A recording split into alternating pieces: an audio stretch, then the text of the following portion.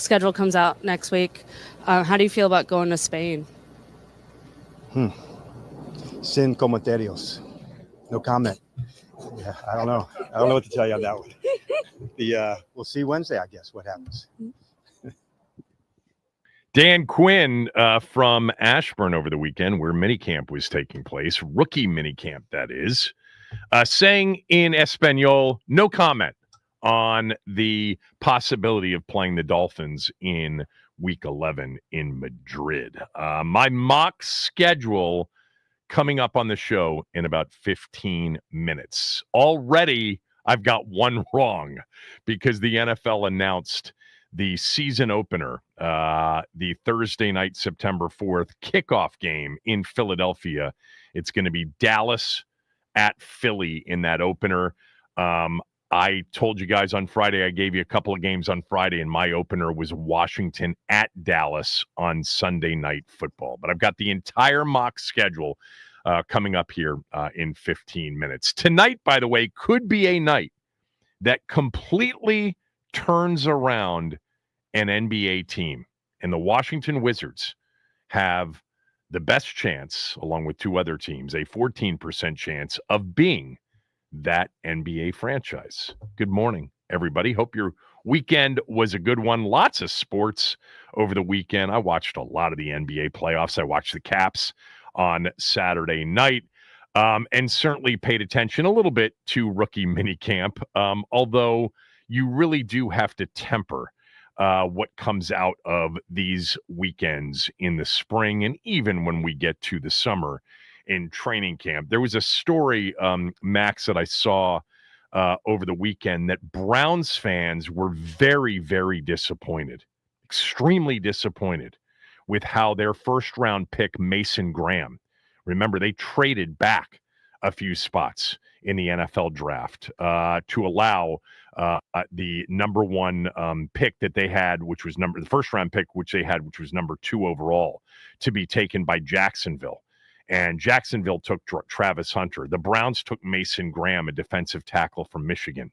And based on some highlights of rookie minicamp, running drills, Browns fans very, very concerned, according to some reporting, about Mason Graham and what he looked like at rookie minicamp.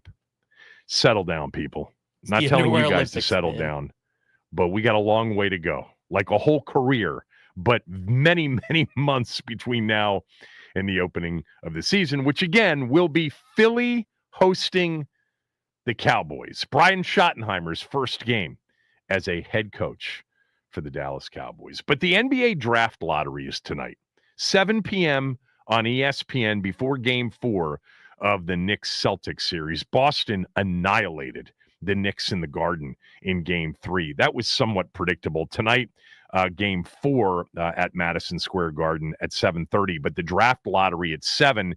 The Wizards have a 14% chance, that is tied with Utah and Charlotte, to get the number 1 overall pick. Number 1 overall in the 2026 NBA draft means Cooper Flagg from Duke. Many believe Flagg will be a franchise-changing player.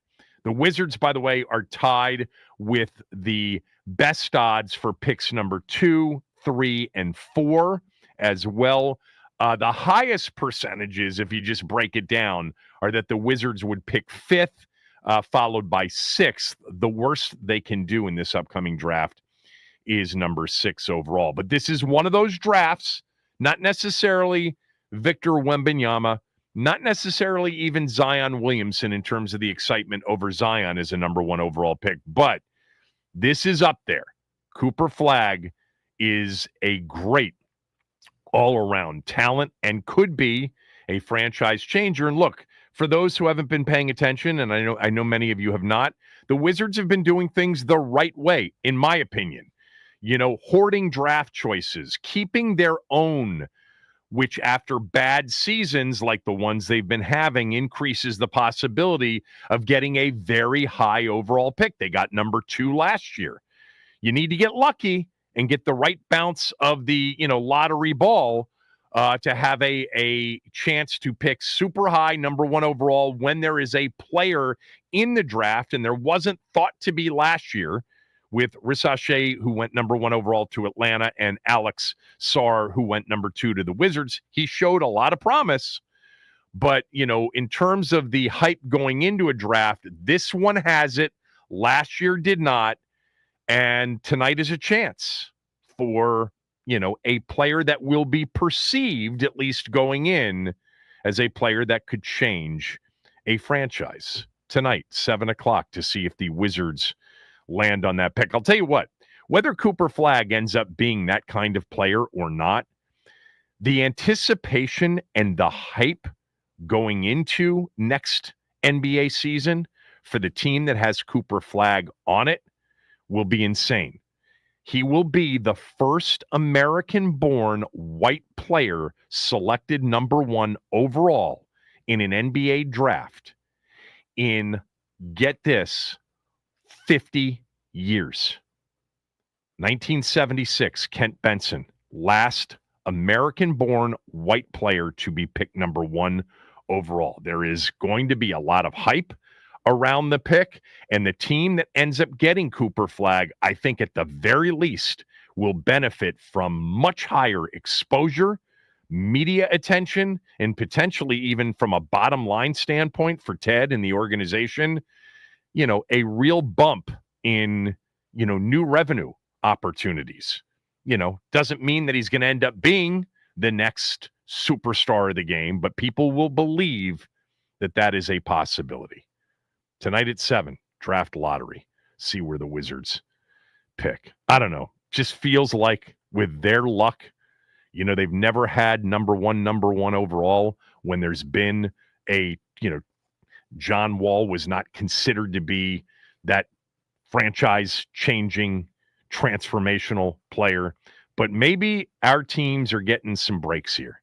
Getting number 2 when Jaden was in the draft, getting number 1 with Cooper Flagg, we'll see.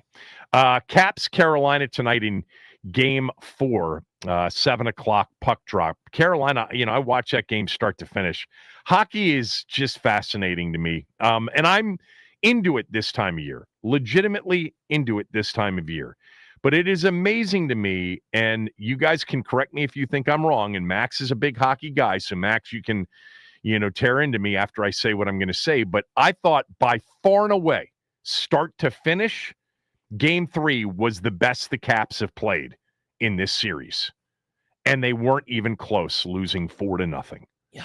They played horribly start to finish in Game 1 and actually had a chance to win that game before succumbing in overtime.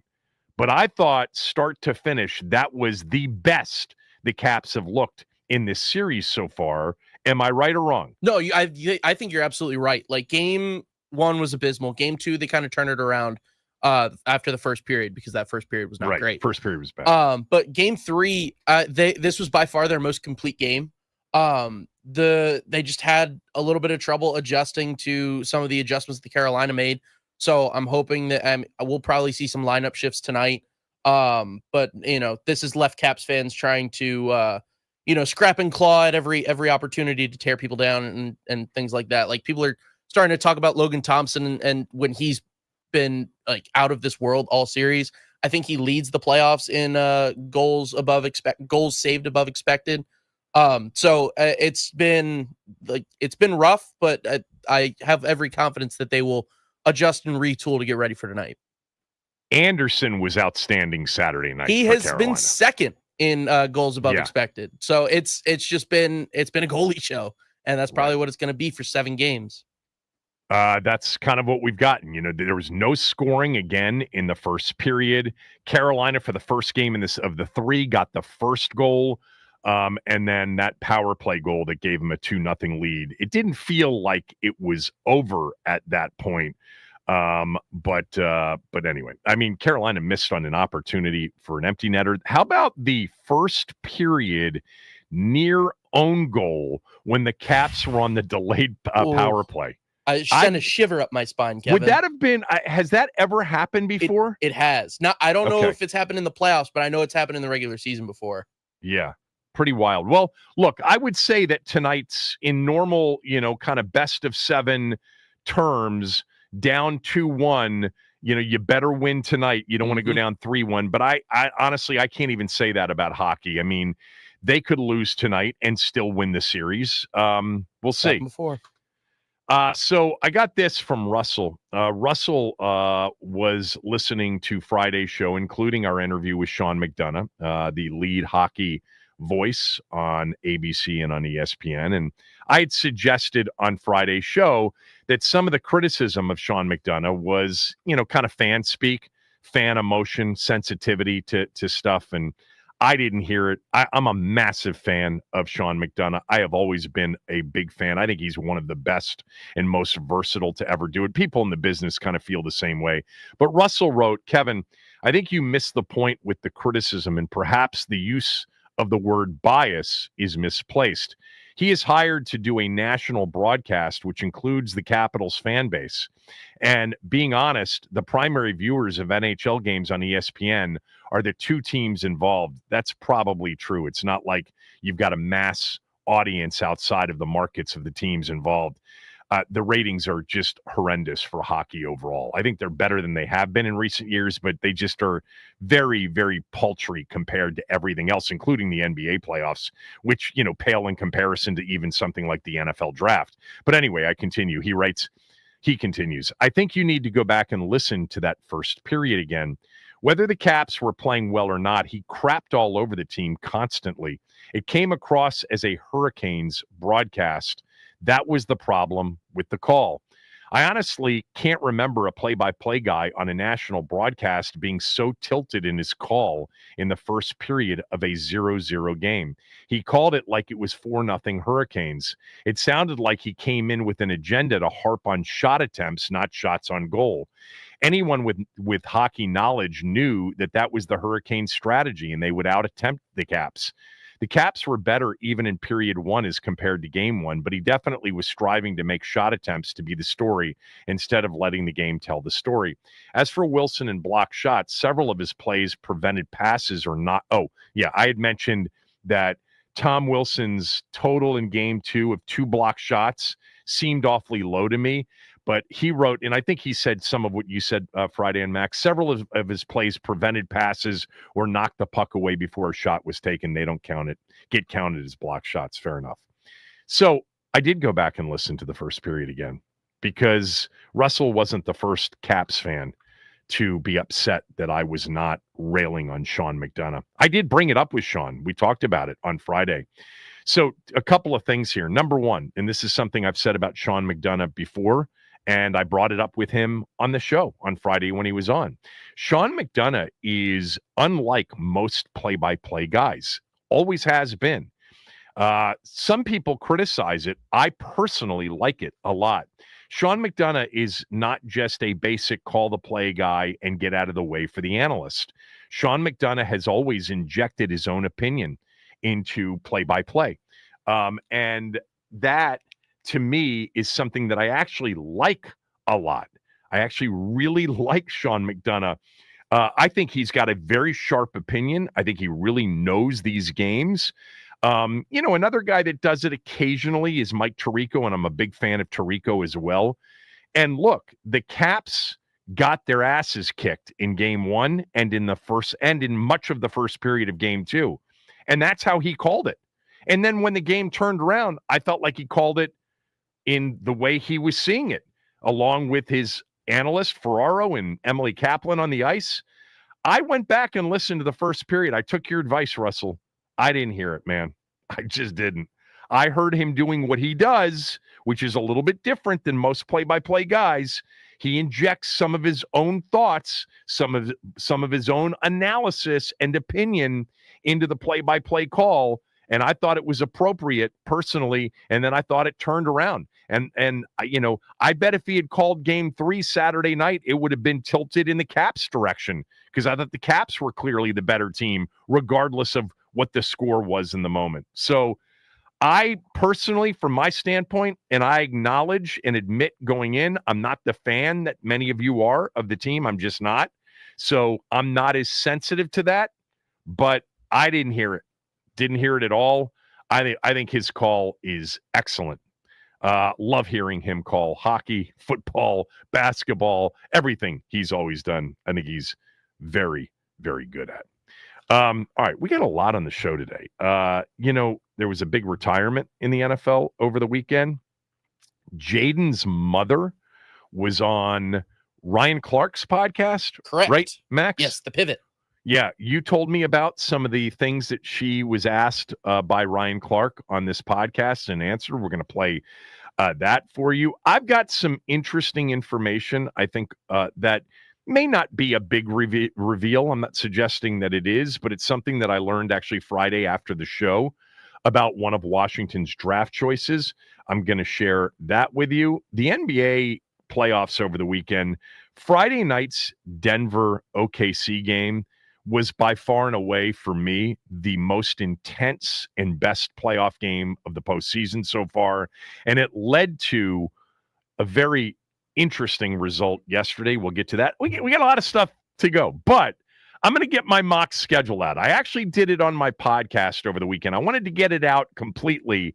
Gave you 2 games here on Friday. Gave the whole thing out on Saturday on my podcast because I knew that starting this morning, there were going to be actual official announcements of the NFL schedule. And we got the first on NBC this morning on the Today Show with Mike Tirico on the Today Show with, I don't even know who does the Today Show. Is that Savannah Guthrie who still does that? I don't know who the other. Oh, is that what's his name? Lindsay's husband. He's a nice guy. He's the guy that was unfortunately involved in the announcement of the commander's name back on February 2nd, 2022. Why am I blanking on his name right now? He's good. I'm blanking too, Kevin. You're asking Okay, you're asking a 24-year-old. he was on, I don't watch any of those shows. He was on that announcement because I saw it tweeted out. It was Tirico, it was Savannah Guthrie, and it was him. So I'll look it up during the break. He's very good. I know he is Lindsay Zarniak's husband and seems to be the nicest guy who, again, unfortunately got caught up in that Jason Wright, just absolute, failure of a name announcement back in 2022. Craig Melvin. What's his name? Craig Melvin. Hey, thank you. Of course. Craig Melvin. I'll tell you, if Craig had been a part of the broadcast back in 1984, I'd have pulled it like that. But because it's more recent, just couldn't pull it. All right, my mock schedule for Washington when we return. Kevin Sheehan Show, the Team 980 and the Team980.com.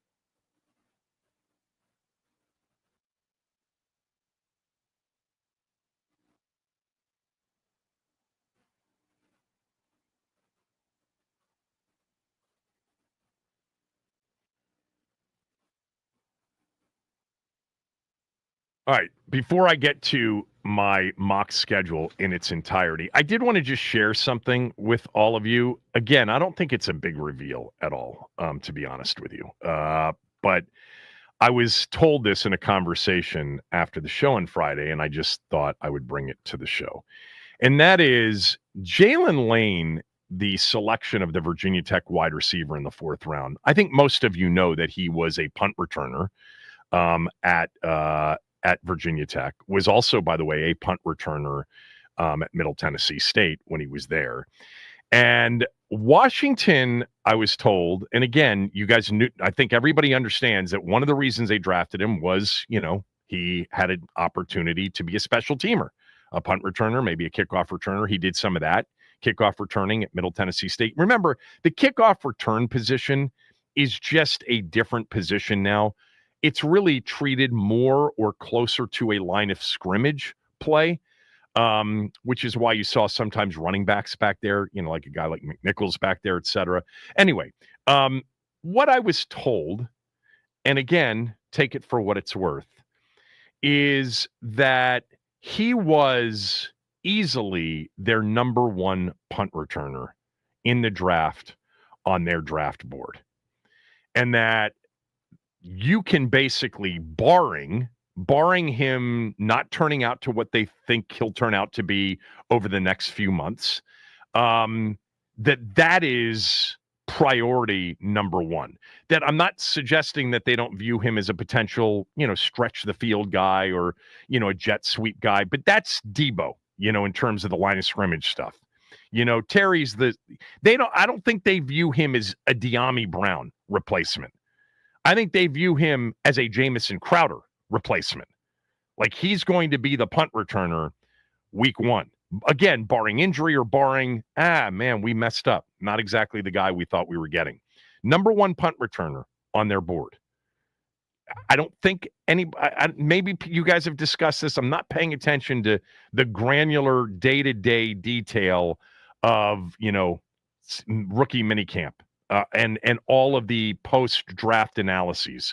I heard that, and I was like, knew he was a punt returner. And in my breakdown after the draft, because I did not look at Jaylen Lane before the draft, I mentioned the thing that really stood out to me was his vision, his cutback, his decisiveness, his acceleration as a punt returner was actually more impressive than it was as a receiver. He's got great speed.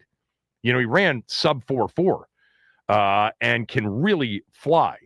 But the thing that they are so excited about is they had some special teams needs coming into this offseason when they decided not to bring back Zacchaeus and to not bring back, or Zacchaeus they ended up losing. I think they did want him back. But once Zacchaeus signed elsewhere and they decided not to bring back Jamison Crowder, they had a need for a punt returner and a kicker. As Zane Gonzalez, as big as he was, doinking that one in at Tampa Bay, they were looking for something better. They signed Matt Gay to be the kicker after the draft. I do think that there was perhaps a kicker on their board somewhere in the draft that they may have taken a swing at, but they waited until after the draft. They signed Matt Gay. And then they drafted Jaylen Lane primarily here early in his career to be their number 1 punt returner. So if you were thinking about who's going to return punts, that's the plan. Could change because maybe he turns out not to be the guy that they thought he would be. Maybe he doesn't stay healthy. Who knows? Because they didn't have anybody in there. I mean, they had nobody on the roster other than maybe Luke McCaffrey. Larry Izzo was fist pumping when they made the pick. He was so excited. Larry Izzo apparently was the most excited, but so were the scouts, so were the R&D people. Now, the funny thing about the pick overall is I also believe that in that 4th round, Washington was sitting with their own pick at 128 overall, and 4 defensive end edge players came off the board in the final 7 picks before they picked at 128. They had been eyeballing Jaylen Lane. Okay, they thought Jaylen Lane was the best punt returner in the draft. By the way, I looked up some of the punt return, rankings before the draft. There were a couple of guys ranked ahead of him by, the draft experts, but not a lot of guys. He was in the top 5, consistently before this draft as a punt returner. But remember, the edges: Jack Sawyer, Barron Sorrell, Kyle Kennard, and the guy from Central Arkansas, David Walker, all went. I think Kennard would have been an interesting one had he fallen to 128, but he didn't. So anyway, there you go. All right, let's get to my mock schedule. All right. Ready to go on the mock schedule? Ready, Max? We're ready. It's time. So I gave out 2 games on Friday's show, and then I actually put this whole thing out on my podcast on Saturday. But this is for those of you who may not have heard it over the weekend. But it also will include some conversation about the opener, because I'm already 0 for 1 on this. Let me just mention a few things before we get into my annual, ridiculous exercise of producing a mock schedule. Number 1 is this, and it comes from, where is it here? This comes from, bear with me, Chris in Baltimore. Chris writes, Kevin, big fan up here in Towson. I love your show, but seriously, the fake schedule would be a good bit if you actually got it right on occasion. I respect the work you put into it, but it's a losing cause because it seems for you, your sources don't ever seem to give you the right information. Yeah, Chris, all due respect, that's not really the point of this. I don't have sources on this at all. All right. In fact, the idea is to do it without knowing anything, to see how close I could get it to where the schedule makers get it, to try to play schedule maker. That's what I've been doing all these years. And it's hard. It's hard. But yeah, I don't want any information prior to it. That's why I was so adamant on Friday's show that I had the Madrid thing on my mock before it was leaked, if the leak is even accurate. Yeah, the idea is not to, ultimately try to find out and use information to get it right. It's to do it on my own without any information. So you kind of missed the point there. This from Seth in Potomac, my guy Seth, who writes all the time. Kevin, the mock schedule is a rite of spring for me, and I imagine I'm not alone. You're an innovator. Wow, Seth. First time I've been called that. The louder the shouting gets to shut it down should be the number one reason you increase the volume. I love that you've dedicated an entire show to it, and I did that on my podcast Saturday. Anybody that demands accuracy misses the point entirely. I can't wait for the mock schedule. Yeah, that it's not. Look, don't get me wrong. When I do this, I'm trying to get as many right. I'm trying to play the Mike North equivalent. We had Mike on the show back in mid-April, one of the key people involved for the last 30 years on the NFL schedule. And by the way, we played a lot of what Mike told us back in mid-April on the show. And there was some good information, nothing that would have been sourced. It was out to everybody. There were a couple of implications there, and I did take some of that into consideration. But yeah, Seth, I appreciate it. And Chris, I appreciate you reaching out. But the bottom line is my goal is to try to get it right and try to think it out like a schedule maker would. I just understand going in that the number that I'm going to get right is going to be minimal because I'm not actually trying to find out what the real games are before they come out. I'm trying to think like a schedule maker. I'm trying to take everything into consideration. The rules on primetime games, the rules that allow 2 high volume networks, CBS and Fox, to protect some games. I'm trying to think, like the league would in terms of what are the best fits when it comes to TV, when and where.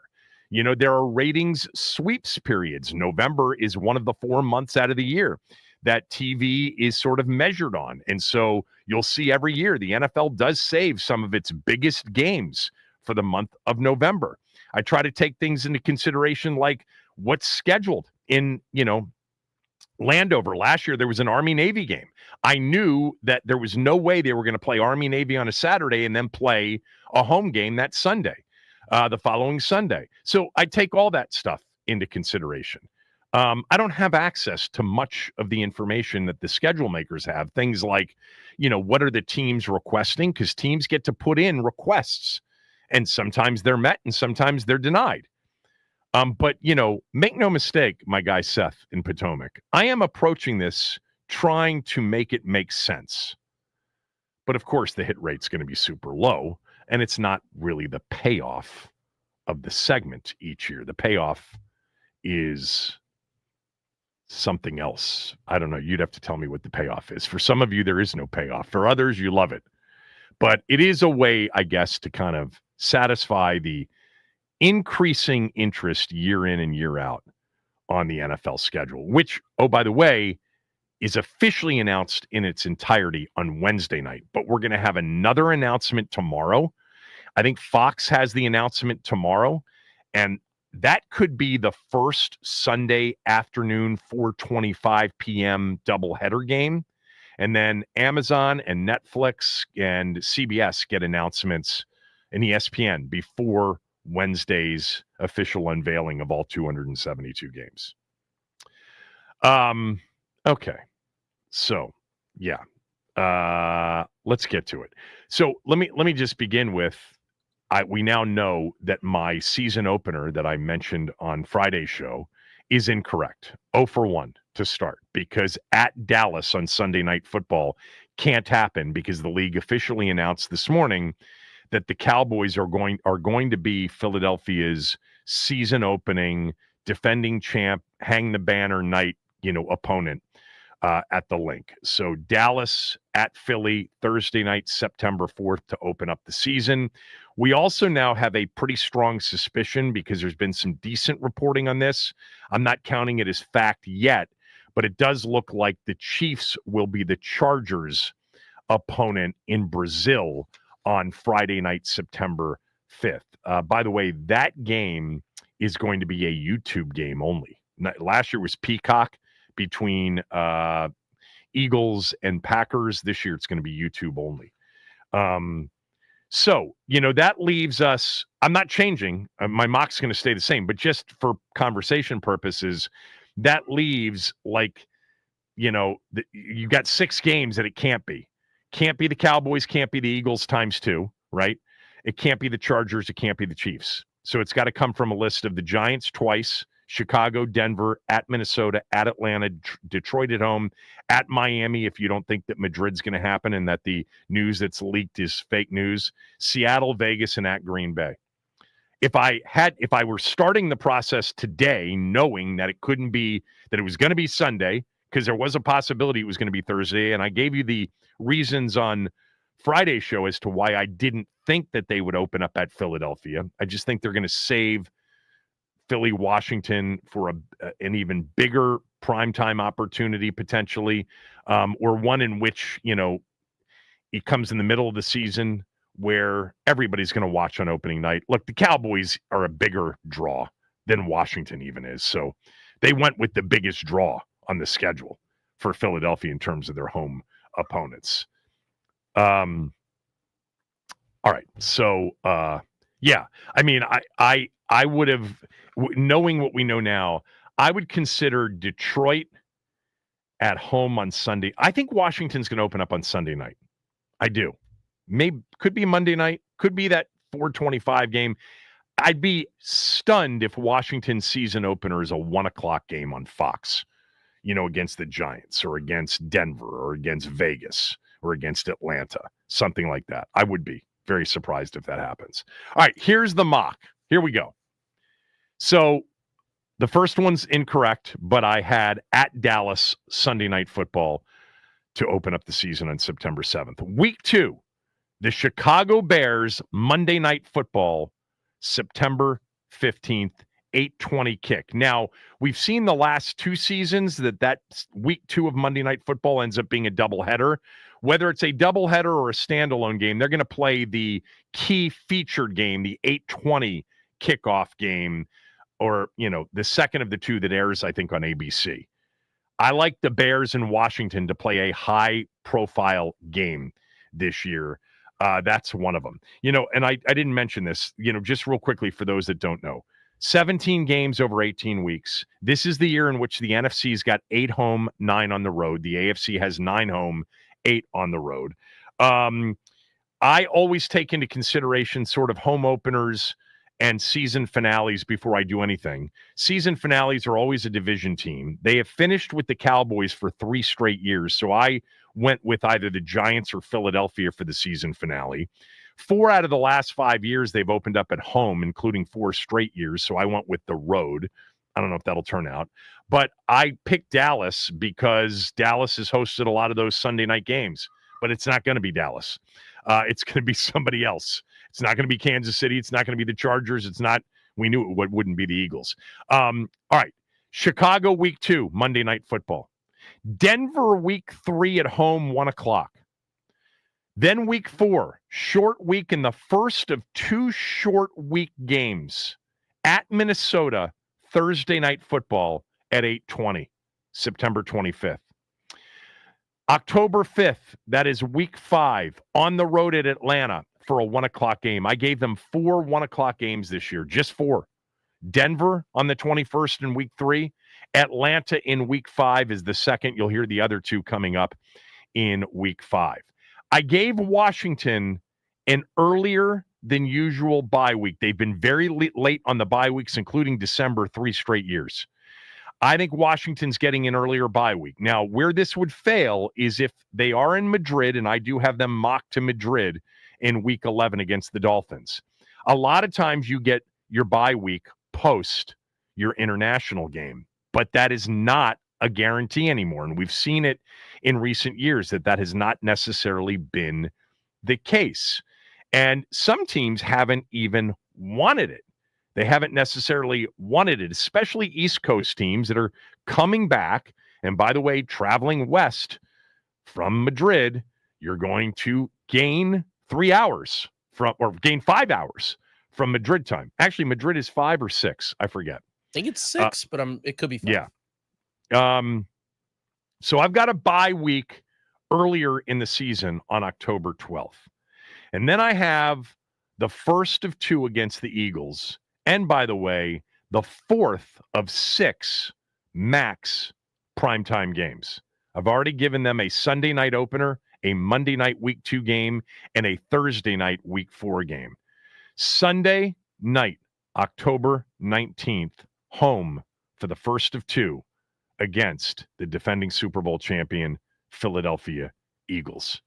I have a feeling that the game, one of the 2 against Philly, is going to be Sunday night, more so than Monday or Thursday. It's possible it could be Christmas Day. It's possible it could be Thanksgiving night. There are other possibilities for it. I've got it Sunday night, October 19th. And then October 26th at the Giants, 1 o'clock. Their 3rd of 4 1 o'clock games. And then their 8th game comes in week 9, and it's a big one. November 2nd, the beginning of November sweeps, television sweeps ratings period, at Kansas City, Sunday Night Football, 8:20. I've given them 3 Sunday nights, a Monday night, and a Thursday night in the first 9 weeks of the season. Maybe I'm overdoing it. I don't know. Maybe not. That concludes the first half of my Dum mock schedule, annually done here on this program. All right. 5 primetime spots, 3 Sunday night games, an opener. Now, I had it against Dallas on the road. That's not going to happen. Maybe it'll be Detroit at home. Who knows? A Monday nighter against Chicago, a Thursday nighter against Minnesota, a Sunday nighter against Philly, and a Sunday night Jaden Daniels versus Patrick Mahomes primetime spot on November 2nd. All right, the rest of my mock schedule when we come back.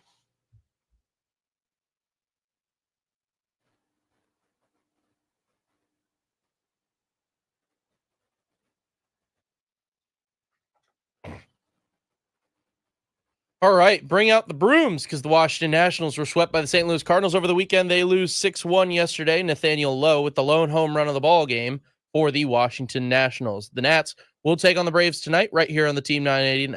On the Team 980, Nats on deck starts at 6:45 tonight. We will find out the winner of the Cooper Flag sweepstakes. The Washington Wizards hold a 14% chance at the top overall pick. Bub Carrington will be the team representative. The draft lottery airs at ESPN on ESPN at 7 p.m. The Washington Capitals look to get going against the Carolina Hurricanes tonight. Caps are looking to bounce back after a 4-0 loss on Saturday. Pregame at 6:45 on 106.7 The Fan. And that's what's trending.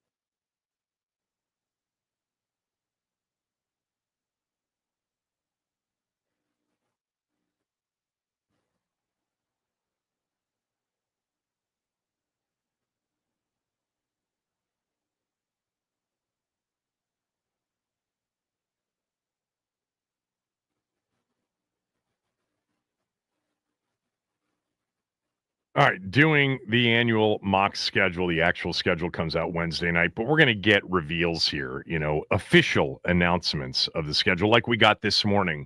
If you missed it, the league announced on NBC, Mike Tirico did the announcing of the season opener on Thursday night, September 4th, Dallas at defending champion Philadelphia. By the way, September 4th, right now with a 17-game schedule, is the earliest an NFL season can open because Labor Day is September 1st. Actually, that may not be true. Is that true? Because Labor Day can be an August day, I think. Can be August 31st. But it's very early for the season to open up. So we don't have to wait as long until we get actual real football.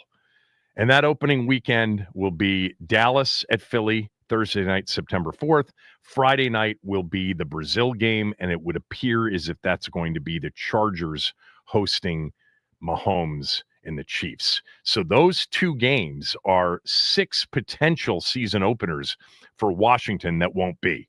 2 games against Dallas, 2 games against Philly, a game against Kansas City, and a game against the Chargers. All right, my mock schedule, we're halfway through it, or almost halfway through it. I was wrong already on week 1 because I gave this out.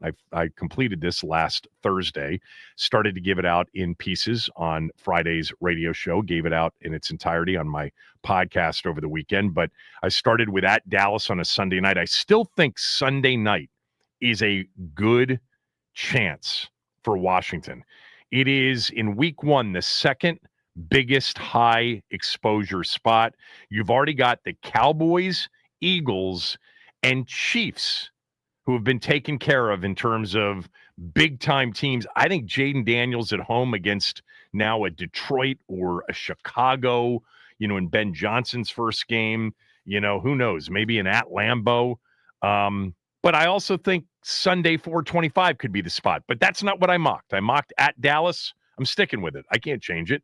I got Chicago week 2 on a Monday night, Denver week 3 at a Sunday at 1, a week 4 Thursday night game at Minnesota, a week 5 game at Atlanta, week 6 bye, early bye, risk putting the bye there because there's a decent chance it could be after a Madrid game in November, Philadelphia Sunday night, October 19th, the Giants on the road October 26th at 1 o'clock, and then the first half of the schedule concluded with a Sunday night game in Arrowhead against the Kansas City Chiefs. That would be, especially if both teams are good. And I saved that game for kind of the November, big, that's the month where they start to kind of focus. You can't help but put some big games in September and October. But you'll see year in and year out, there's a heavy emphasis on making sure that some of the biggest games are in November. All right, the last 9 games of the season. I've got a Sunday significant second half of a doubleheader game, 425 kick at FedEx at Northwest Field against Detroit in the rematch of that divisional round playoff game. And then I have, as I did last week, at Miami in Madrid on November 16th, 9:30 a.m. Eastern. Following that, rather than giving them a bye week, and I explained this on Friday's show, but I went with the either-or scenario that Mike North at least implied was in play, meaning they could play in Madrid but probably wouldn't get Thanksgiving, or if they didn't get Madrid, they would likely play on Thanksgiving. I went with Madrid and Christmas Day with no on Thanksgiving. Coming off the Madrid game, they get an extra day coming back east, and they play Monday Night Football at home November 24th, Thanksgiving week, against Seattle. Then they're home against Vegas on Sunday, November 30th at 1 o'clock. On the road, December 7th, a day that will live in infamy, to face the Chargers at 425. And then they are home against Dallas on December 14th. That earmarked for a 425 second half of a doubleheader game on Fox. And then December 21st, the Sunday before the holiday week, at Philadelphia on the road. 4:25. Now, this is a bit risky what I did with the schedule here because the game that follows is another short week. They don't like to give teams 2 short weeks with Thursday turnarounds. But when you are a team that won 12 games, got to the NFC Championship game, and has a superstar at quarterback, you're going to get some of these, things that they just can't work around. But I went with at Philly on Sunday, December 21st at home. We've seen Philly play Dallas a lot in that late, going into Christmas week, Fox doubleheader game. And then I have what would be potentially kind of a magical kind of a game at Green Bay, 4:30 in the afternoon, the second of a triple header game on Christmas Day. Giants, January 4th to finish up the season, TBD in terms of time, etc. That's it. One thing I don't like about it is, number one, I got the opener wrong, but I still think Sunday night there's a decent chance of that. And then I could have gone at Philly for Sunday Night Football on October 9th and played the Philly game at home on the 21st. But the Philly trip is such a short trip. If they had to go to Dallas or to the Chargers, they would have never had them come back and then have to go to Green Bay on Christmas Day. But because Philly is a super short trip, it's not treated as a real inconvenient road game in that spot. So there you go. I mean, that's the mock schedule. I don't know. It would be good to get one right. Most I've ever gotten right, 4. That was totally an aberration.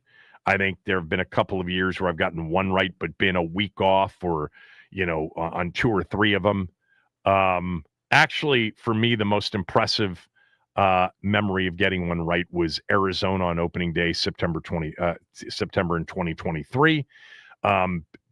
Played that one as a celebratory No More Dan Snyder event, and they don't want FedEx overwhelmed with opponents' fans, and that's why Arizona made sense. And then several years ago, I don't know how I came up with this, but I had Tennessee late in the season on a Saturday, and that's what it was on the exact date, same time. But more than not, a lot more than not, these won't be correct. So stay tuned. We'll probably know, I'm thinking, another game, maybe another 2 before Wednesday night, but the majority of it will be, we'll find out on Wednesday night, or when, people start using sources to talk about games on Wednesday for real. So I have a question for everybody. All right. I want you to give me, we talked, a little bit on Friday and we let you weigh in schedule wise. So I just put this up on Twitter if you want to vote on it. I do think they're either going to play on Thanksgiving or Christmas. I don't think it'll be both. My question to you is at 301-230-0980. If the 3 possibilities are Thanksgiving, Christmas, or neither of those 2 holidays, which is your preference? When teams submit their requests to the league, often they want to play on a holiday because they think their fans will embrace it. And at other times, they don't really feel like their fans will embrace playing on a holiday, and they request not to be on the holiday. So my question to all of you, and I'll give you the results of the polling so far, and if you want to vote, go to @KevinSheehan on X. And the question is, pick one for Washington's schedule. Do you prefer they play on Thanksgiving, Christmas, or neither? 301-230-0980, 301-230-0980. Thanksgiving, Christmas, or neither. Those are the 3 possibilities. Both is not a possibility because I don't think that that'll happen.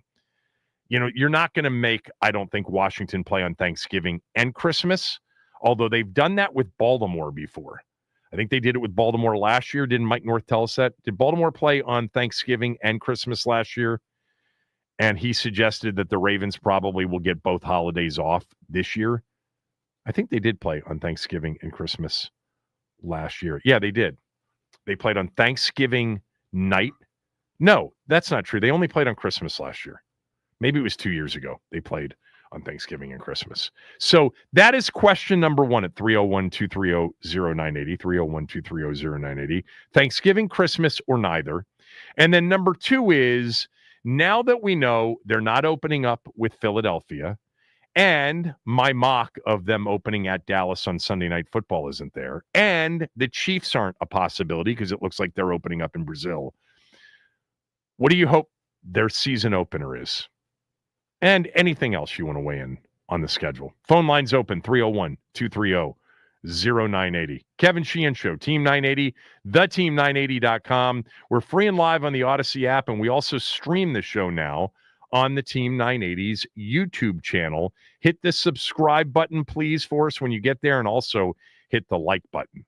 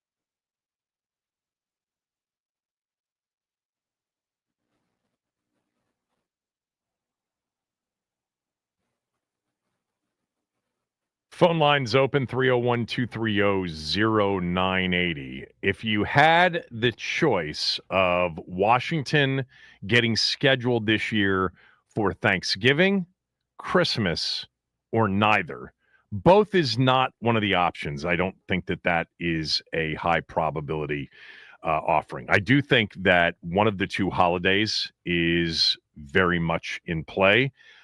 But your preference, would you choose Thanksgiving for them to play on?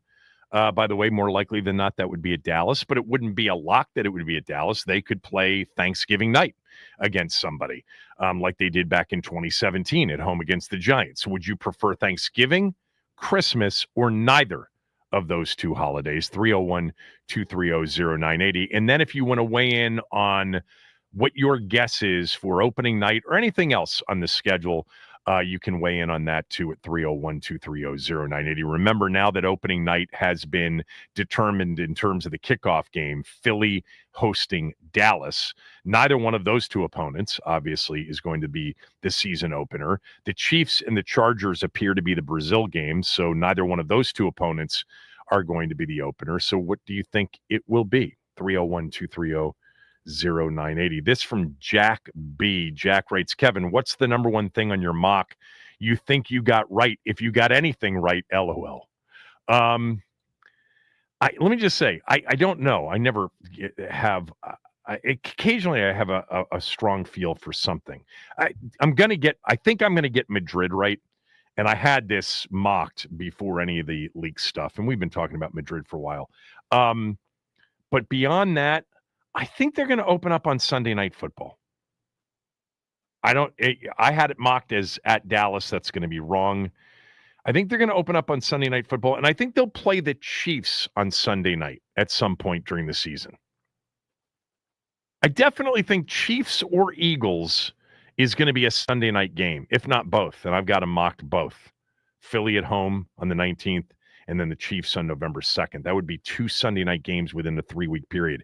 I think the bigger areas of I took a risk are I gave them all 6, prime time, the max on prime times before flexing.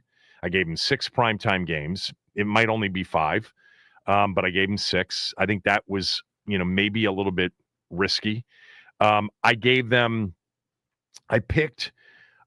took Mike North, who came on the show in mid-April. I took some of what he said, and I utilized it. Whether or not he's going to be right, these were all hypotheticals, but he suggested there are no more guarantees of bye weeks after international games. We've actually seen a couple of those in recent years.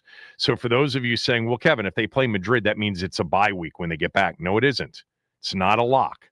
In fact, we've seen more and more because of the increase in international games. It's hard. You only have, 32 buys, and you can't give everybody a bye after international travel. And for the East Coast teams, the trip back isn't that rough, and you're coming back and you're gaining, time. I gave Washington a Monday night game the following week after their Madrid trip. But that's still a risk for me because I think that Washington-Dallas on Thanksgiving would be a massive, massive, attractive audience game. But I took Mike North's implication that Madrid might mean no Thanksgiving. So I went with Madrid in Christmas Day over no Madrid and Thanksgiving Day, or Madrid bye week Thanksgiving. All those are in play. Those are the risks. I think the thing I feel most confident about is I think they're going to play a primetime game in week 1. And I think the Chiefs and Eagles both feel like primetime games. I think the Bears game feels like a primetime game. Detroit should feel like a primetime. I think Fox will protect, Fox is definitely going to get one of the 2 Philly-Washington games, and they'll probably get one of the 2 Dallas games. And I'm wondering if Fox is going to be able to protect Washington-Detroit as well somehow. By the way, that game's been on TV a bunch on the NFL Network in recent weekends. The 45-31 game. God, that's such a great game. I was watching Commanders take on Tampa the other night. Yeah, I saw that was on. I didn't see it, but I actually flipped on. It was, I forget when it was recently. I flipped it on and watched a good 20 minutes of that game. It was the second quarter when they fell behind 10-7. And then, the thing that I had forgotten is Jared Goff got hurt in that game. Jared Goff on the interception return by Quan Martin. Remember the hit by Frankie Louvu? That should have been flagged. There was a lot of debate as to whether or not that should have been flagged at the time. What'd you say? There was a lot of debate at the time as to whether or not there's that no should have been debate. flagged. That was a penalty. And the what's his face? Pereira said it. Of course it should have been. But the thing is Washington had been unstoppable. So even if you take it back to the 30-yard line on the return, they're still probably going to score a touchdown. But I forgot that after that play, Teddy Bridgewater came into the game, completed a pass, and then they ran the reverse to Jamison Williams for a touchdown. God, Washington got gashed on the ground over and over again. And still the biggest question in that game for me from a Detroit perspective is how Jahmyr Gibbs didn't get 20 carries. All right, 301-230-0980, 301-230-0980. If you want to vote on my X poll, go to @KevinSheehan, but if you want to call in to give me Thanksgiving, Christmas, or neither, and then who do you think the season opener will be? 301-230-0980. Let's start with Kevin in Clinton. Kevin, go ahead. Hey, how you doing? What's up, Kev? First of all, I wanted to say Happy Mother's Day to your mother and all the ESPN mothers out there. Happy late Mother's Day. All right, ESPN mothers, great. And Kevin, to your, all the mothers in your life as well. Yeah, all right. I appreciate it. Hey, Kev, look, I thought it was going to be Brazil we was going to lead off with, but I'm thinking you both right.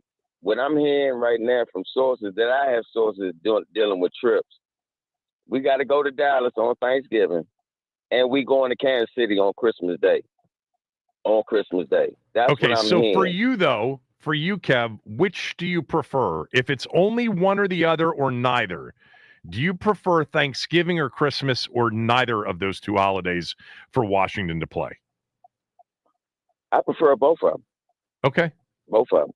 I prefer both of them because those are going to be barn burner games. There's going to be ratings and everything. And Kevin, I hope you're not right about that Madrid, man. I'm trying to go to Miami Beach, man, South Beach. I don't want to play Miami. Let me just tell you, Madrid is a phenomenal city. And I was hoping, once it was clear that Miami was going to be the host of that game, that Washington gets it. Yeah. We'll know officially, coming up here in the next few days. But you're right. South Beach, always great for a Dolphins game, especially if it's in December. That would be even better. Yeah. But thanks, Kev. Appreciate the call. Appreciate it. I love you. Oh, thanks, Kev. Appreciate it. Let's go to Mark in Largo. Preference, Thanksgiving, Christmas, or neither? I think it's going to be Thanksgiving, and it's going to be Dallas. But Kevin, I'm going to tell you. But that's not the question. That's not the question. As a fan of the team, do you have a preference? Thanksgiving. Okay. Thanksgiving. And nobody wants to go to Kansas City. I don't want to go to Kansas City in Christmas. I don't. But Kevin, here's what I was going to tell you. I think they're going to open the season at home on Monday night against Detroit. And I've been thinking this for the last few months. I've been thinking whatever Washington does, if Philadelphia goes with Dallas, because I thought that was a second option. When they made the Pickens trade, I knew it was going to be Dallas. That means that's Detroit's not why Dallas is going to here. Philadelphia because of the Pickens trade, just so you know. All right, regardless, that influence doesn't really matter. Zero. It doesn't matter. Okay, fine. I'm not going to argue with that. Okay. But the second choice, I think, for us is more likely we're going to play Detroit at home on Monday night. That's the game I could see us opening the season, mainly because Detroit's been talking all year long about, ever since the offseason, that we would have beat them. That's the only other team. There's two teams that wanted to play us at the end of the season last year. One is Detroit, the other is Chicago, and because of the Hail Mary game. So I see us playing. I do think we're going to play the Madrid game on November 16th, like with that schedule. But I think because of the Thanksgiving Day game, they are going to get a bye that next week, and then they're going to play that Thanksgiving Day game. So I do agree with you to a certain extent on what they're saying about that. But for them to play that Madrid game, and they will play the Thanksgiving, it'll be the Dallas game 11 days later. You might be right. I just had one of the two or three key schedule makers on the show back in April, and he really implied strongly that it's an either or, Madrid or Thanksgiving. Doesn't mean that, he's going to be right, because he also talked about how big Washington and Dallas would be on Thanksgiving Day. So I get that. But I kind of took that and ran with it, that if it is Madrid, that it might not be Thanksgiving, and that it would more likely then be Christmas Day. I do think they're going to play on one of those two holidays. But it might end up being Madrid bye week and then Dallas 4 days later.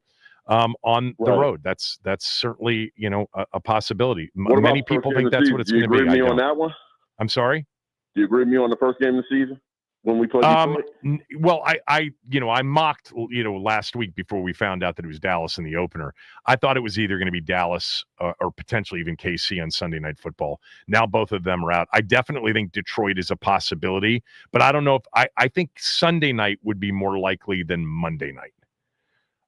Sunday night is the bigger profile spot for the NFL. It draws a bigger audience than Monday Night Football does. So but yeah, I could see Detroit being the opponent for sure on opening weekend. Yeah, I could see Chicago being that. Definitely. I get Chicago in week 2 on Monday Night Football. We'll see. Thanks, Mark. We'll probably play Dallas on week 2, but yeah, okay. Bye. All right, appreciate that.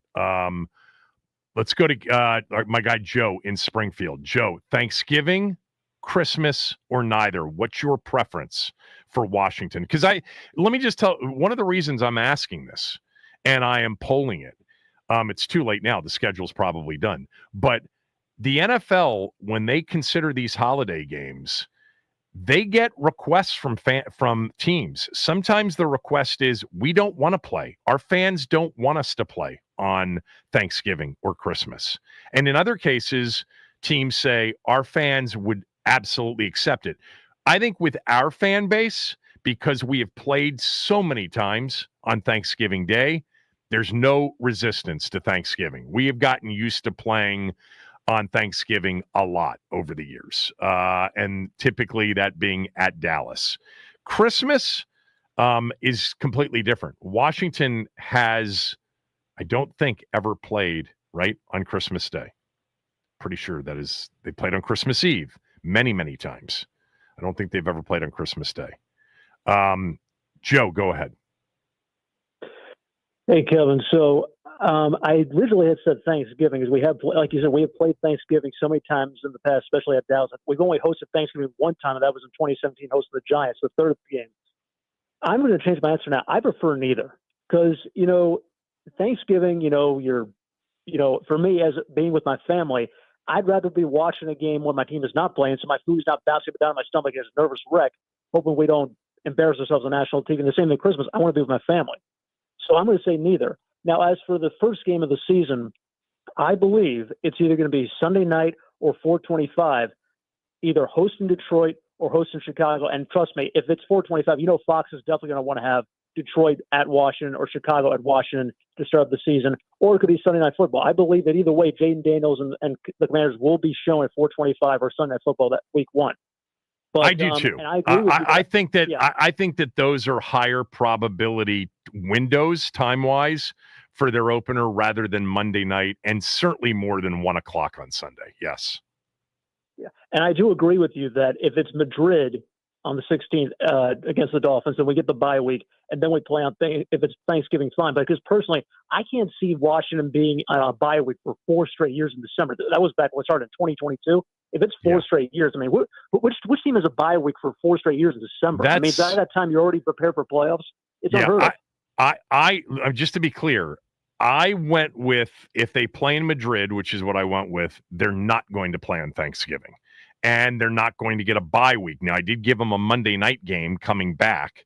Again, East Coast teams, Europe international, coming back, Mike North told us there's no guarantee of a bye week after international games. And he said, actually, specifically, he said some teams don't want it, especially the East Coast teams, because they're actually gaining time when they come back, after being a week in Europe. They're gaining hours. They're getting 5-6 hours if you're coming from the UK or Madrid. And so I went with his, suggestion that Madrid or Thanksgiving was an either or. We'll see if he just, that was a month out and things changed. But yeah, there's no guarantee of a bye, and there's certainly no guarantee of Thanksgiving if they get Madrid. We'll see how it plays out. Thanks, Joe. And Kevin, real quick. Yep, Kevin, sure. real quick. See you. Go Caps, and see you next Monday at Shelley's back room along with Tom Bavero. Take care. We will be there. Thanks. Lap, what's up? Go ahead. Thanksgiving, Christmas, neither. Which is your preference as a fan? Hey, Kevin. I'm gonna say Thanksgiving for sure. As far as the opener, I hope we get a Monday night. With Detroit, that would be nice. And I do want the Madrid game, should possible, but I don't know if both of those games. But yeah, but definitely my first choice would be Thanksgiving against Cowboys. I do understand those that would say, look, when you get Miami on the road as an opponent and you're an East Coast cold weather city, give us a game in Miami in December, please. We go to a lot of road games, and that would be a nice weekend of getaway from bad weather into good weather. Thanks, Lap, as always. Owen, go ahead. If you have a preference, Thanksgiving, Christmas, or neither of those. Hey, what's up, Kevin? Thanks for having me on. Sure. I personally want Thanksgiving, and I think it's because, personally, I don't want Madrid. I don't think playing on the road internationally works well for really any team. And personally, I'm not trying to wake up at 8 o'clock, 9 in the morning to watch football. I kind of want to let the day kind of settle in and then watch football. Personally, that's just for me. But Thanksgiving it's tradition for us. Christmas is kind of new. And, I feel like a lot more family things are going on. So I don't know. That's not too much insight for you, but I just personally want Thanksgiving. Yeah. Everybody's got their own preference, and it comes down to like their own personal, you got young kids. Christmas Day is harder. Thanksgiving, if you're hosting it like we do every year, it's always been, quite honestly, because I had to work so many of those years doing the pregame show, it was always a pain in the to when they played on Thanksgiving. But there is something about Washington, Dallas on Thanksgiving. Although, right, hearing Commanders Cowboys makes me want to vomit. Yeah, each year I hear it. But I if you gave me the choice, it would be personally, but this is because of work, it would be personally neither, but I would take Thanksgiving over Christmas. Thanksgiving, too, is such a massive day, and the Christmas games will be on Netflix, I think, right? All right, those of you that we missed, we'll do this maybe tomorrow. I don't know. We'll have another schedule a poll question, but if you want to vote on the poll, and I'll give you the results real quickly here. So far, picking one, your preference for Washington's schedule, Thanksgiving, playing on Christmas, or playing on neither of those two holidays. 46.7% say Thanksgiving, 31.1% say neither, and 22.2% say Christmas Day. When we come back, Jaden Daniels' mother made an appearance on Ryan Clark's podcast and was asked about sort of the perception that she hovers over Jaden and his personal life. You'll hear what she said on this podcast when we come back. Kevin Sheehan Show. The Team 980, the team980.com. We are free and live on the Odyssey app.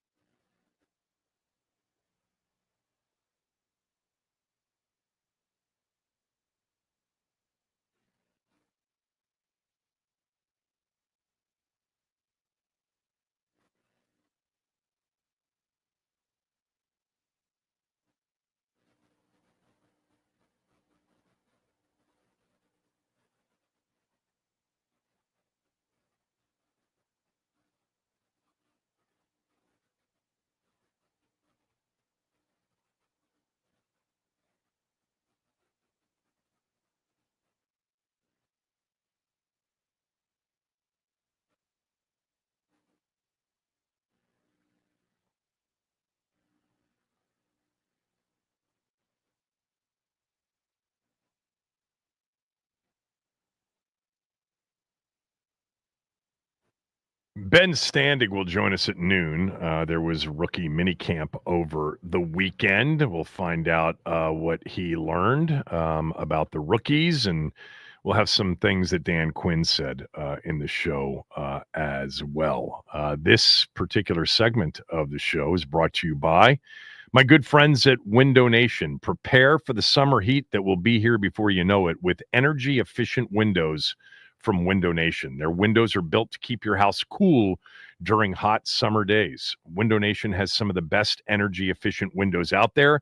Their windows frequently outperform and outlast ones from the expensive guys. Their windows are assembled right here in the United States. Make a smart investment now, and you could save money for many years to come. Window Nation offers a lifetime warranty on all their windows, so you can save long into the future. How about this deal right now? Their semi-annual deal of the year. Right now, you get 60% off a house full of windows. For 2 years, you don't have to worry about paying for anything. No down payment, no interest, no monthly payments.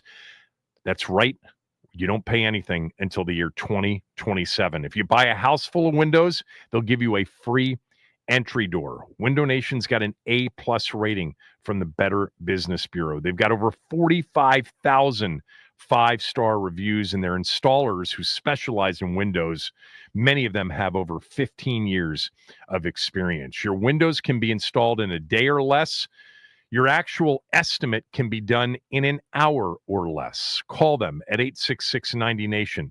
Go to windownation.com. Schedule a fast, free, in-home estimate. Mention my name. They'll take good care of you. 866-90-NATION, windownation.com. So, Regina Jackson is Jaden Daniels' mother, also his business manager. We have seen Mrs. Jackson, Jaden's mom, around in the past. She did a podcast, Ryan Clark's podcast. What's it called again, Max? The Pivot. The Pivot. And I guess this came out over the weekend, and it was 45 minutes long, but there were a couple of sound bites that we wanted to play for you that I actually wanted to hear too, because I've yet to listen to this. But Max picked them out, and these were the two, I guess, that got a lot of the attention. Ryan Clark asked Regina Jackson, Jaden Daniels' mom, about, kind of the, quote, wrong women that may be trying to seek out a relationship with her son. Here's what she said. Being the good woman you are, also raising a daughter, why have you been so diligent about protecting Jaden from the wrong woman? So first and foremost, I have a meme out there, and it's funny. So I can't laugh. I can only laugh about it. But the whole girls comment was made, first of all, 2 years when he was at LSU, and it was a question asked, like, what is your biggest fear? And that should be every parent's biggest fear. If you're a star athlete and you're a female in WNBA, that should be your biggest fear is, the men or, the women, because you're a public figure. Your dollar amount is associated with your name. So you never know who really is there for you and who's really against you. Our thing is like, I want Jaden to date. I don't want everybody to say I'm putting it on record. My son can date. He can live freely, makes his own decisions. However, the relationship we have, he does value my opinion because, when my kids were little, I did a lot for them. So, and my kids saw that. My father, my background, I worked too hard to allow anybody at any moment to come in and just, take it away. Yeah. You wrote here that part. Oh, is that this? That's the second soundbite. I do want to hear this. She kind of goes on. I want to hear the rest of that. Let me just mention this because I've heard her speak before. I'm not. Admittedly, I'm really not paying attention to the daily ins and outs of Regina Jackson and how much she's involved and the dates that apparently she's shown up for that Jaden has, or sitting in between Jaden and, I don't know, what's her Juju Watkins, the player at SC. I think there was something like that. There was another thing. There was another thing that went viral. I think it was like over this weekend or like a week ago, of Jaden standing next to a girl with his mom in the car, and she even said in the podcast that was a marketing assistant on his team. So a lot of things are getting posted out there without any context. I mean, social media is hardly the place of, real intelligent thought or conversation. So everybody of any level of intellect, IQ over 10 understands that. We don't know anything. I mean, their relationship, she's very bright, by the way. The one thing and I've heard her talk, like just listening to that, and one other time, I think she's got 2 advanced degrees. 2 master's degrees. Yes. So, and it's her son, and every relationship is different. Look, there is a case to be made that, once you get to a certain age, you know what? They're going to make mistakes, and you don't want them to make mistakes, but they have to be able to sort of advocate for their own, best interests and figure it out on their own and face adversity on their own. I mean, that's a whole other conversation for those of us of a certain age about the difference between us and our own kids. I think, our own kids didn't have to face as many adverse situations and figure it out on their own as maybe we did. And my parents, had totally different, things that they were, that they had to go through that we didn't have to go through. But anyway, I digress. I'm interested in hearing what she says. I'm much more interested in how he plays on Sundays, Sunday nights, Monday nights, and Thursday nights. And, maybe a Friday night. By the way, one game we didn't consider is what about Washington on Black Friday? We didn't even consider that. But anyway, this was kind of the second part, I think, of that first answer. Yeah, this is just a continuation. Yeah, play the rest of it. I have a view of what I feel a good person is. And, but my son is 24 and he does have to go through things and he has to learn on his own. And, he's a great kid and I'm thankful for him. He's, not like some of these other guys, he's really to himself. He's a homebody. He just really is. He's really loves sports. Like he really is. So I'm trying to work on his afterlife after sports because at some point it does end. And I don't want him to just be like, now what do I do? So I want to keep him involved in the world and, have opened up a lot of doors. Like I'm in charge of his foundations. We're trying to build facilities and, back in his hometown that are going to help the youth and things like that. So that's what I'm in charge of on top of his everyday business dealings. And, like I said, dealing with creative teams. I'm dealing with the creative side. I'm doing the storybooks and how we're positioning him and, all this other stuff. So it's not just about you guys seeing me out and thinking we're just like hanging, partying. I mean, I don't know. I'm just curious. Is this making the rounds in terms of like fans being concerned? Because there's nothing concerning about anything I've heard. Yeah. In fact, it all makes total sense to me.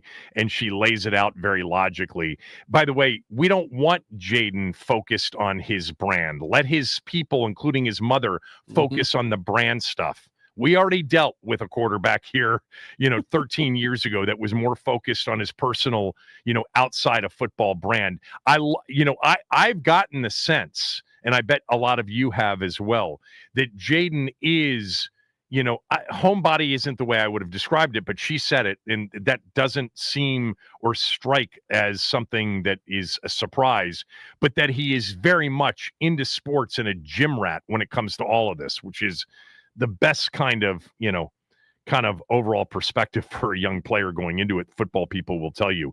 But is there, tell me, because I don't follow this. It's just not that interesting to me. I'm hearing this now is interesting to me, but following it on social media is not interesting to me. Are fans like, oh, she's too involved, she's overbearing? So I haven't seen that kind of reaction. I think a lot of the reaction I've seen is people kind of backing off and being like, okay, I kind of are okay. Yeah, people are kind of more realizing like where she's coming from and understanding that she has this background in business and all of this. Like she's very well qualified to be doing what she's doing. I think people are kind of seeing the bigger picture of it all now. Yeah. Now let me just mention, because Tommy uncovered this months ago. There was the issue with Regina Jackson and Arizona State. She's, I think, essentially been barred to ever being involved in Arizona State sports or football. I'm winging it here, and because I don't have the exact barring, but she was very much involved in something at Arizona State where she was too involved in helping recruit, and it potentially got the school, put the school at risk. And that was when Herm Edwards, yeah, here it is. Though Daniels shined at LSU for 2 years, Jackson is more known for her time when Daniels was at Arizona State. Jackson is alleged to have paid for flights and lodging for potential recruits of Arizona State who visited during a recruiting dead period, according to 24/7 Sports. For that, the school agreed to disassociate for 5 years with Jackson. The disassociation came as part of a wider investigation into recruiting violations that took place at Arizona State. The school was alleged to have had more than 30 prospects visit Arizona State during the COVID-19 no-visit period, a major infraction that led then head coach Herm Edwards to agree to a 5-year show cause penalty.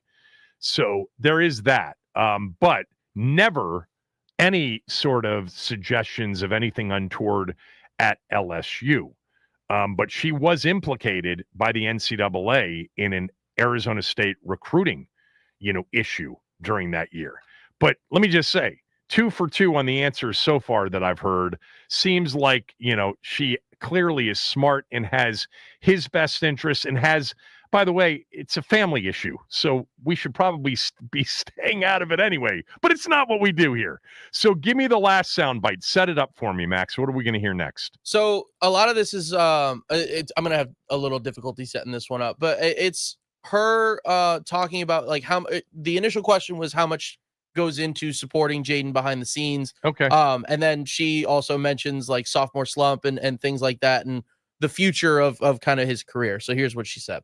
And you just never know what chess pieces you put in place until you see the final product. And that's what everybody sees now, but they don't realize what it took to see Jaden play on Sundays and become the offensive rookie of the year.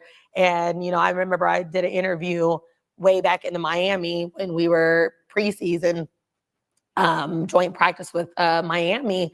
And I told him about CJ's records, and Jaden has them listed on his phone. And I told the guy he's going to be the offensive rookie of the year. And he looked at me like, okay. I'm like, but we manifest a lot of things that we want. And I've always taught my kids, what you want, you manifest. And going back to his college days, he has a sign, I will play in the NFL. And, not only playing, I mean, he's cementing his legacy. And like the sophomore slumps and all that, like, we're not worried about that. Like, boy puts too much time and effort. He really loves this sport, like, to where he would compromise other things just for the love of the game. I mean, again, manifesting is, basically the equivalent of like goal setting, I would imagine, is what she was saying. Nothing wrong with that. Sounds like, she's bright and has given him a lot of really good parenting advice and now professional advice. I mean, I think the only thing you'd ever get concerned with is, is anything that's going on impacting his ability to stay focused on the thing that he loves the most, which is football? Because him loving football to go and coincide with the talent that he has makes for a once in a lifetime, possibility at the position. I don't know. Listening to her, and I've listened to her, I think, once before, and I forget what it was. She comes off as impressive to me. What do I know, though? Nothing there should be of concern. I mean, yeah, at some point, if like literally she's in the middle, driving or dictating who he's dating and who he should see and who he shouldn't, rather than just being a mom or a parent that says, you know what, be careful with this one because she's after the money. All right. Dan Quinn had some stuff to say at minicamp over the weekend, and I've got a what do you got? Something Charles Barkley said about Nikola Jokic after yesterday afternoon's Game 4 in Denver. That's coming next. Kevin Sheehan Show, the Team 980, the team980.com. We're free and live on the Odyssey app.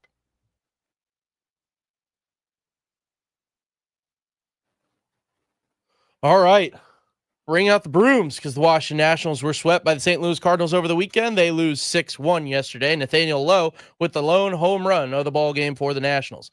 The Nats will take on the Braves tonight right here on the Team 980. Nats on deck starts at 6:45 here on the Team 980. Tonight, we find out the winner of the Cooper Flag sweepstakes. The Washington Wizards hold a 14% chance at the top overall pick. They can land anywhere between the first overall pick and the sixth overall pick. Bub Carrington will be the team representative. NBC just announced that they have added Michael Jordan as a special contributor to the network's NBA coverage starting next season. NBC has secured the rights going forward for the NBA.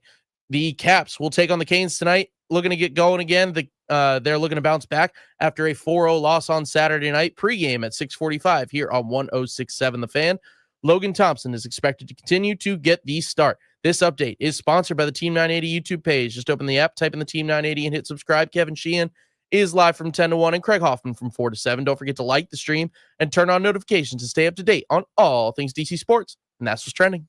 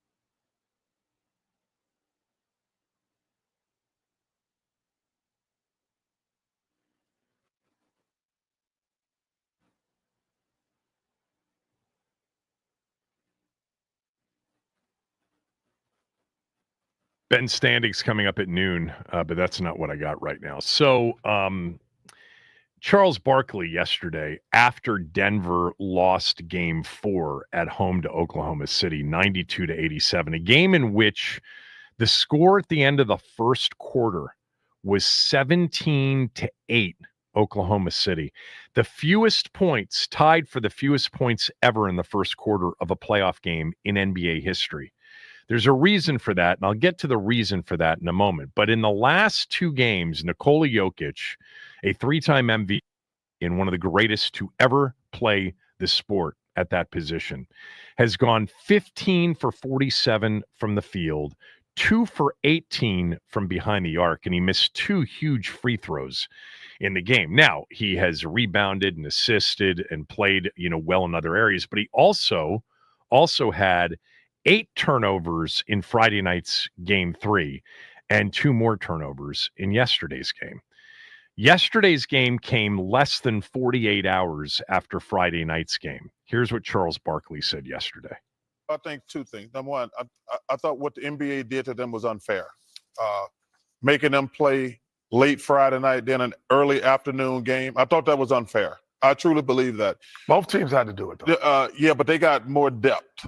They got a much. OKC got 12 players. Well, play more guys. No, well, that's And they're on younger. Denver. And they're younger. But also, the Denver has never addressed their backup center situation or their bench. I think that's one of the things that hurt them last year, because he gave out a gas last year against Rudy and Big Cat. So I don't think it's fair to blame everything on the Joker, but he has not played well, and I think he's wearing down.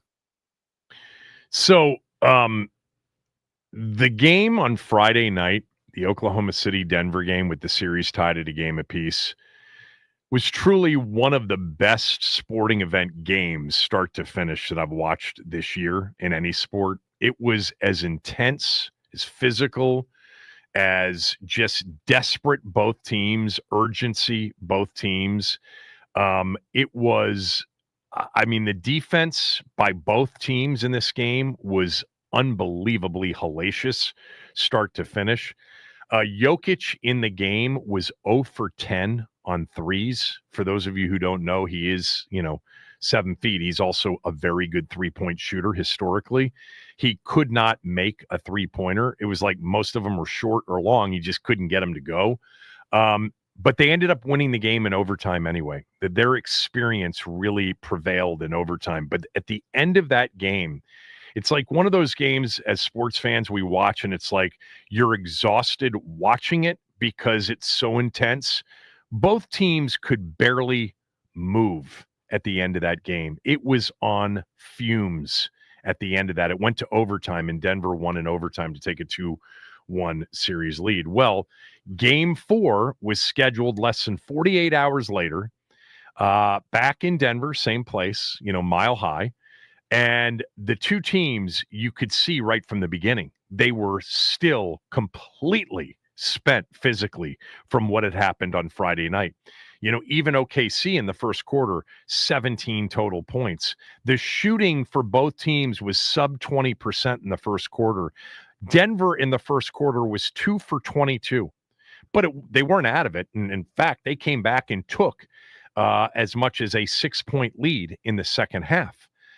But they got worn down in this game. And Charles Barkley said something, 2 things. One, he said the league, was unfair to Denver. No, they weren't. The league is all about maximizing the television opportunity.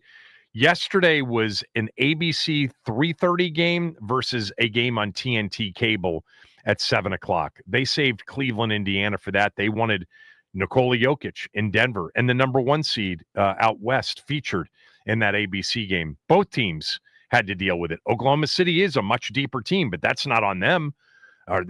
Denver should have developed a deeper team. Denver basically plays one legitimate guy off the bench for major minutes and one guy for minimal minutes. And then they played a third guy yesterday that usually doesn't play. But Russell Westbrook plays a lot. And by the way, he was back to his normal shooting prowess, 2 for 12, even though he's been playing very well in the postseason. But yesterday, it was like, man, I don't know why I didn't do it. But I watched that game Friday night and I tweeted out it was one of the most exhausting, epic games watching it. You just realized how both teams had been pushed. They had pushed each other to the physical limit in that game. And I don't know why I didn't think of just betting low for the game, betting low for the first quarter. I didn't, but you could see it in the first quarter. Now, it's Barkley's wrong. Sorry, the league's not being unfair to Denver. The league's doing what's in the best interest of the league. It's Denver's fault that they're not as deep as Oklahoma City. Put that on their front office because they're not as deep. They're not as good, quite honestly. But the second point about Nikola Jokic looking worn down, he really does look worn down. And it's almost like an admission that at 2-2 in this series, it's over. I don't know that it is. I do think Oklahoma City's a better team, but we've already seen in on two different occasions in this series, Denver's experience win the day. In game one, when they came from behind and stole it at the end, and in game three, when they, in overtime, just dominated OKC, who was also out of gas on Friday night during that game. But I don't know. Jokic, keep in mind, is 30 years old. He's got a lot of miles on him, man. I mean, this is year 10 in the NBA. He's played a lot of games. He played minutes-wise this year, the highest he's ever played in his career, average minutes during the regular season. He's logging ridiculous minutes here in the postseason. And he looks like a guy. And there, by the way, they don't have a backup center. Denver doesn't have a backup center, legitimately. DeAndre Jordan's on the team, but he doesn't play. Meantime, Oklahoma City comes with Chet Holmgren, Isaiah Hartenstein, Jalen Williams. They just keep coming with size and strength, and then they double him almost every time he has the ball. And you can just see the physical wear and tear. Denver can't win this series unless Aaron Gordon and Michael Porter Jr. Michael Porter Jr., they won Thursday night because he finally got off, had 21. He was 7 of 10, 5 for 6 on threes. Yesterday, 1 for 7, 0 for 5 on threes. Michael Porter Jr. probably is the key to Denver pulling it off, winning 2 out of the 3. And I don't know if that's a good guy to rely on right now because he's hurt. Real quickly, the other NBA from over the weekend, man, Celtics, we talked about this on Friday. They had lost 2 games in which one went to overtime and one was by 1 point, and they had shot 25% from behind the arc in both games. Were they really going to continue to shoot that? Well, they weren't great necessarily on Saturday. They shot much better as a team, but it was, I don't know. I still didn't get the feeling that they had played their best basketball necessarily. Jason Tatum and Jaylen Brown combined to go 15 of 38 from the field. Jaylen Brown was 2 of 6 from behind the arc. Tatum much better. But I don't know. I kind of feel like that series, it's crazy. Boston's down 2-1. I don't think the Knicks can win the series. We'll see. Indiana's got Cleveland on the ropes 3-1. And Golden State, without Steph Curry, had a chance on Saturday night. They were in the game, but Anthony Edwards went nuts in the second half, scoring most of his points. He had 36, and I think it was 29 of the 36 came in the second half. Tonight is potentially the last game without Steph. We'll see, but it's pretty much must win for the Warriors to get back into that series. Ben Standig on Washington's minicamp weekend for rookies when we come back.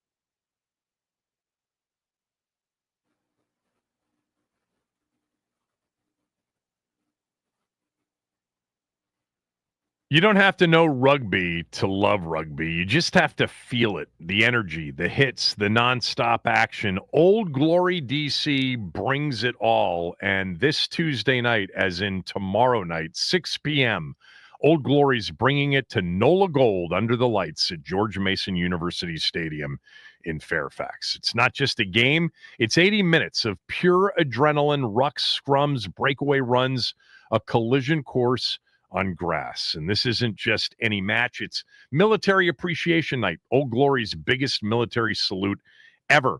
All active, retired, and National Guard service members get in free with a valid military ID. Just show your ID at the gate and you are in.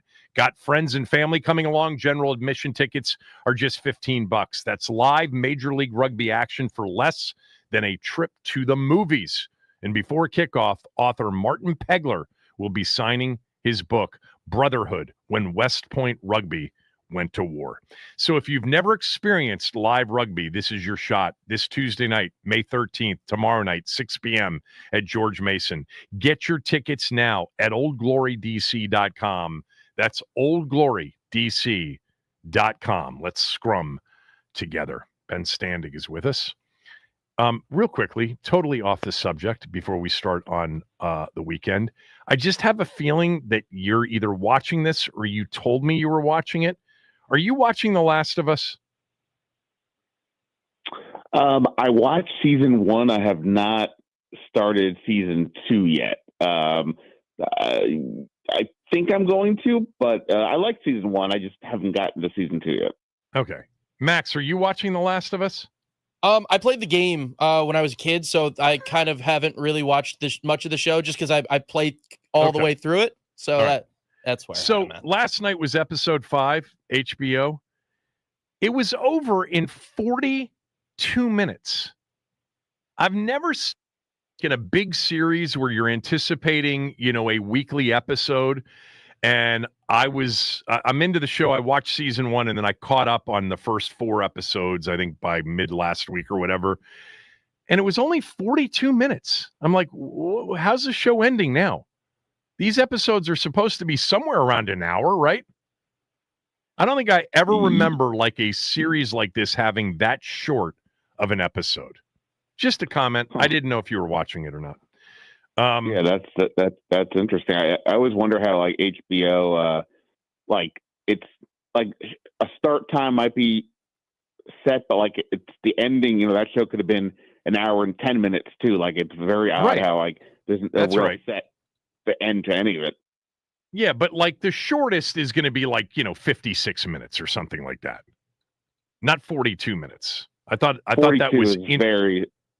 Yeah, it just wasn't enough. I was like, wait a minute. Like they started to roll the credits. I'm like, and look, the ending, I won't give it away last night. The ending brings somebody back, maybe from the dead, maybe not. Who knows? But yeah. So it was a cliffhanger, but at the same time, there was too much. There's going to be too much hanging around waiting for it because it was just not enough content. I didn't think. Whatever. You know what else doesn't have enough content in sports? College basketball games can end in like an hour and 45 minutes. I don't think that's enough. That's one of my, sports fixes. I would add 2 minutes to each half or just go to 12-minute quarters and play 48 minutes. All right, Ben Standig was at rookie minicamp this weekend. What did we miss? The on-field product is, what it is. It's basically a glorified practice walkthrough. It's nothing, real big takeaways. Dan Quinn, called it basically like new employees coming in for onboarding, get a sense of the place, the expectations, the tenor, and obviously, we talked tons about the culture and all that. And, this is, what's interesting about year 2 in that regard is it's sort of a test of what they've now done because you're introducing new people, the rookies that you would think will be pretty simple fitting into the situation, but nonetheless, you get to see them and all that. I mean, there were a few things out there, like watching Josh Connerly. There's no pads or anything. It's, he's just basically going through drills and hitting practice dummies and things like that. And there's other linemen there, nobody that we're familiar with essentially. And you could just see the difference between those guys and Connerly in terms of his hand speed and his footwork. He was just really moving up and down. They had like 5 practice dummies in a row, and depending on the drill, they would either go from left to right or right to left. And you could just see the speed and the agility. And all these guys are big. He's 6'5", 311. The size is generally common, but it's that athleticism that can really separate. And I think with him, you saw that. And then I think the other thing was Trey Amos. There was that report the other day about his back, about a potential back issue that some teams flagged during the pre-draft cycle, and Dan Quinn didn't deny it. He just said, "Yeah, we were comfortable. Every team has their own, way to look at these things, and that they were comfortable with it." And Amos said it wasn't something that was bothering him then. So it sounds like it was something. He played the whole season. So we still don't know if it was something that came up after the season or something he played through, but doesn't seem like it's a big deal. And obviously they drafted him in the second round. So I think those were probably a couple of the main things, main notes, obviously with the first 2 picks. Who quarterbacks during rookie minicamp weekend? So they signed Nathan Peterman. You may have heard of him, to come in. And are you being serious? Yeah. Nathan Peterman was the quarter. Yeah. He's not a rookie, but I know that they sometimes bring in veteran quarterbacks for rookie minicamp. That's why I was asking. Nathan Peterman? Yeah. They had a couple of one of the biggest mystery quarterbacks of all time. His on-field results are about as bad as any short snippet of on-field results, and yet teams just keep signing him. I don't get it. Yeah, I mean, look, obviously, he had tools and interest coming out, and but in this case, it's literally just somebody to be able to get the ball. They also had a quarterback, Colin Sheehan, kid from Virginia Tech, who really didn't play much there, but he's being Oakdale and Frederick. More like right. He's being viewed more as like a potential position switch to like receiver, tight end, or things along those lines. But yeah, I mean, it is important to have somebody out there that can, throw the ball to the receivers and let the cornerbacks be able to make some plays. So yeah, I mean, so if Peterman is not going to be, he's not going to training camp with him, but just that's who. I was actually, I guess I'm not. Maybe not surprised, but this would have been a spot you would have thought like Sam Hartman could go into. But again, it's not really. Like I'm not saying Sam Hartman's obviously not a grizzled vet, but he's been there. This is not like this is really like to Quinn's point. This is just about getting a feel for the players getting a feel for them more than it is. Hey, learn. I mean, he already knows the playbook. You know what I mean? Like so. I guess they just decided that it wasn't important enough, or they didn't think he needed to do it to get out there, and that's why they had to go outside the building. Yeah, but I just pulled up Nathan Peterman's career stats. You ready for this? Why would you do that to yourself? Because this guy clearly must be, one of the examples of guys that are great in the locker room, really smart, accept their roles, the whole thing. I mean, I actually thought he had been in the league longer than this. It almost looks like it's anyway, 38 career interception. No, my fault. I'll come back to it. 13. Oh, here it is. 13 career interceptions, 4 touchdowns. A completion percentage in playing in 15 games of 53.1. I think he had a game in which he threw like 6 interceptions in Buffalo. Whatever. Nathan Peterman, backup quarterback trivia. He's been a favorite of coaches for whatever reason, not necessarily a favorite once he's gotten on the field. All right, talking to Ben Standig at Ben Standig on X, on Twitter, of course. Ben's got a podcast called Last Man Standig, and he writes for The Athletic as well. I did read your sort of recap to the story, and I just want you to talk about Sean Taylor's younger brother, Gabe, who was signed by the team out of Rice. By the way, a very productive player at Rice during his time there. Was a second team All AAC choice this past season. But, you know, he picked Washington right over many other opportunities, and just maybe a bit on the kind of player he is. And I know that you guys had a chance to talk to him when he was out there.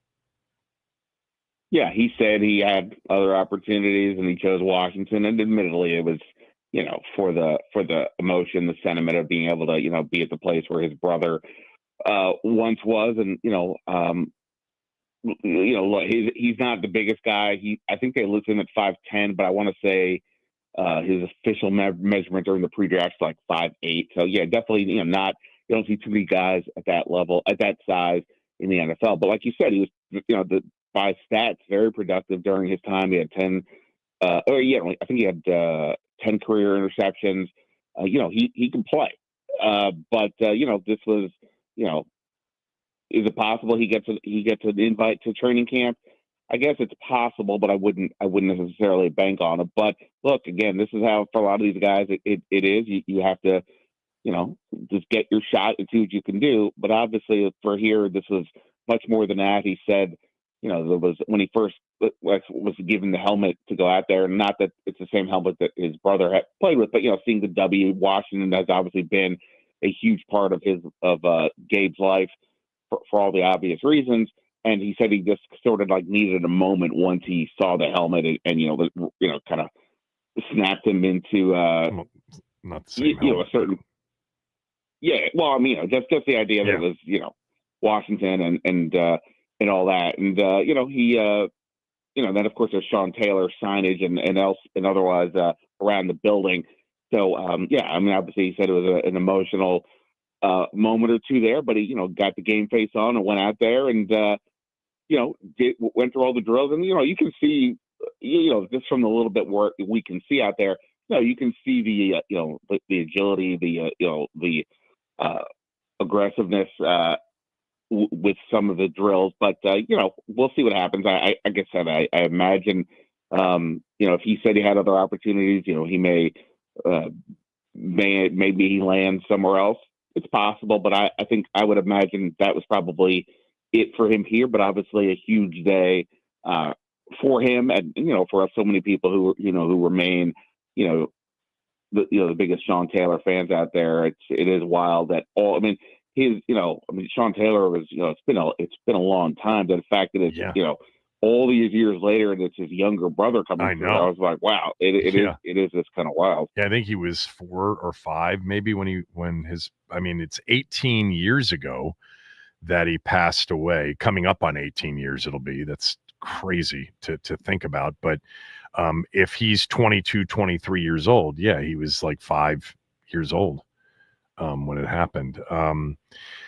Tell me if there's anything that stood out about the player that I kind of really liked after watching him on tape. I didn't really pay attention to him before the draft, but the 6th round pick from UCLA, the kind of linebacker, maybe safety, Kane Medrano. Anything on him? Yeah, I mean, just when he's running with along with the other players and going through some drills, you can just see the fluidity in his movement. You can see the speed. His big thing was that he ran the fastest 40 at the combine among linebackers. And again, for drills like this, for this stage of the process, to me, it really is just about, do they look the part? And athletically, I think he clearly did from the parts. What does he look like from a build standpoint? Does he look like a safety or a linebacker? Yeah, I mean, he is that sort of hybrid piece. I mean, he's kind of that bigger safety, but not like a linebacker. So yeah, it's in that sort of hybrid mode. And typically, if you're hearing somebody's a hybrid linebacker, they're going to be a little more on the smaller side. So kind of looked like that. He was. I'll be honest. Like I saw a few, him out there for a little bit doing some drills, but he was mostly watching Connerly and a couple of the other guys. But yeah, I mean, he again, to me, it's just, okay, let me just see what you do. It's the same thing like I said with Connerly with the with working with the practice dummies. You can see the baseline traits that make the person interesting. And now it's a matter of, how do you actually play the game? Obviously, a linebacker, coverage skills are pretty good for him. He's got to work on his tackling based on what he did at UCLA. But special teams at speed is really going to stand out. And that's probably where year one he makes an impact the most. And then after that, we'll see. That defense needs more speed. But, how do you get the guy on the field with Luvu and Wagner? We'll see. But not to mention Jordan McGee, et cetera. But, yeah, I think you can see the athletic traits, and that's clearly what they were leaning on for sure.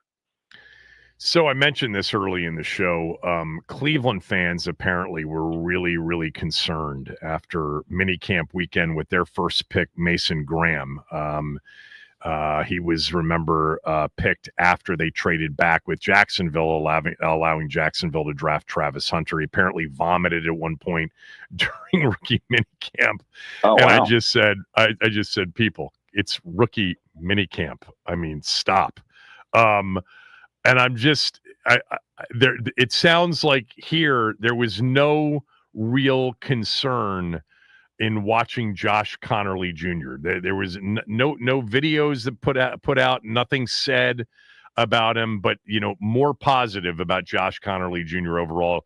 The top two picks appear to be sound picks after a couple of days of rookie minicamp.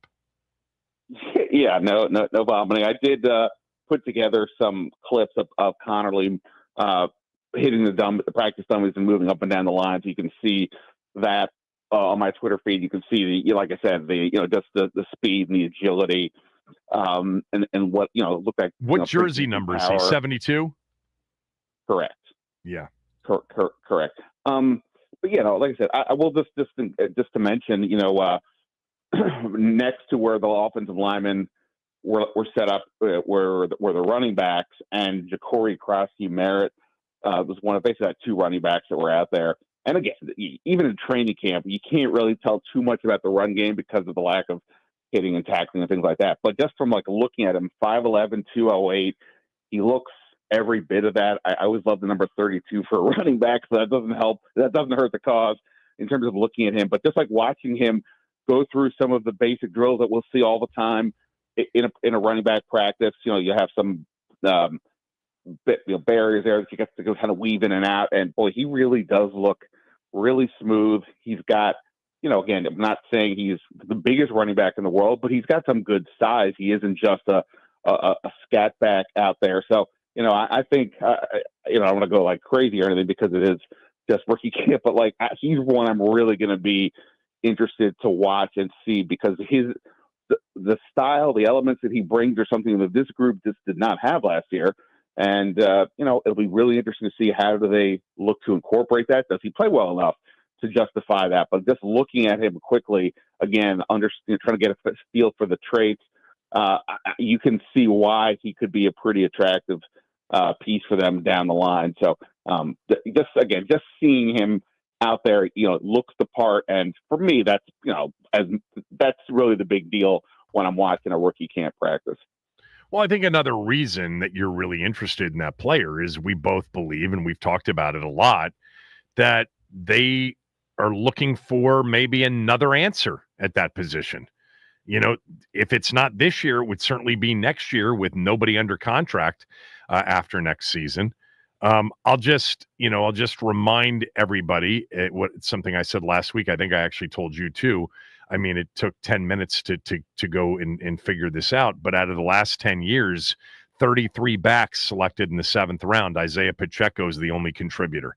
So it's not a big hit rate in terms of 7th round running backs. Now, you've got some examples of undrafted free agents like Rico Dowdle, who's actually played pretty well in the NFL here recently. But this was also a very deep running back draft. So maybe the chances that you hit on a 7th rounder are greater this year than they have been in recent years. Well, also in this case, and this is just more spin than anything, but because of his unique circumstance where he basically didn't play in his last year, that obviously has to affect how teams are going to view him. Because now you're going back a year and so on. So if he had played, I think there was some sense that he maybe goes earlier on day 3. So, if you view him as like a 5th round pick, then maybe it's a little bit different. Again, he got drafted in the 7th, and that's what he will be. But his unique circumstance, I think, makes it such that he's not viewed as like your typical 7th rounder. I just imagine some teams, like you said, it's a deep class.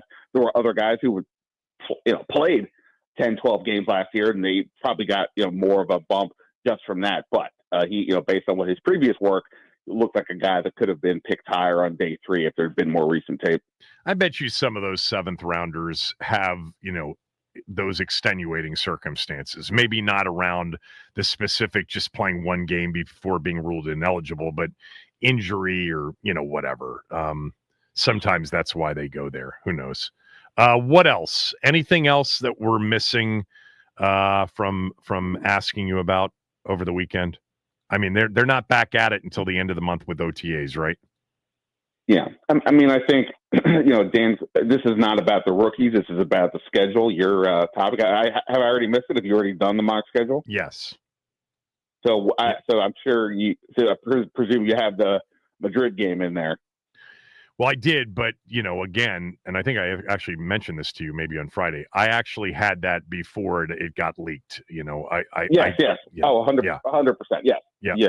You're on the record with me for that. But no, I'm just saying, but we asked, hey, Dan Quinn, what's going on? He obviously wouldn't say. You get in trouble with the league if you do. But he was clearly prepared with a line of saying no comment in Spanish. Yeah. So, you can take that for what it's worth, but it's, I don't think he's doing that if that was out of left field and he didn't at least say that version of in Portuguese, which is where the Brazil game, would be. So, no. So it seems like it's heading in that direction. And, I mean, that's, obviously just the latest example of how this team, they hadn't played overseas since 2016. And, just another example of how the league is back to embracing Washington and proudly showing them off in ways that they were not doing the last decade. That was, that game in 2016 against the Bengals, Dustin Hopkins cost them a playoff berth with that loss, chunked a 30-yarder at the gun in overtime to win that game. That was a crazy game. I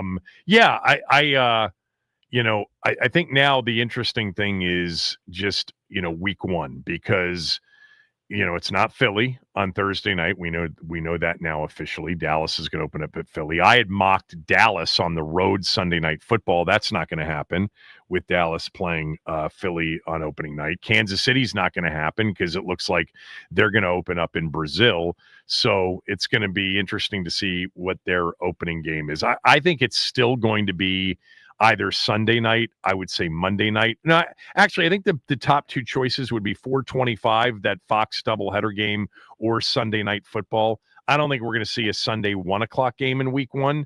And Monday night isn't as high profile sometimes as Sunday Night Football, but we're down to just, a few choices for that opener. Unless, I kind of ruled out the Giants. I ruled out Vegas. I ruled out Atlanta. I ruled out Miami. So it's like Chicago. Go ahead. It feels like we've seen the Hail Mary a million times at this point, and obviously it would be a matchup between the two, the top 2 picks from last year's draft. The Bears obviously made a bunch of moves, and look, honestly, the fact that the Pope is from Chicago, the new Pope, that's going to.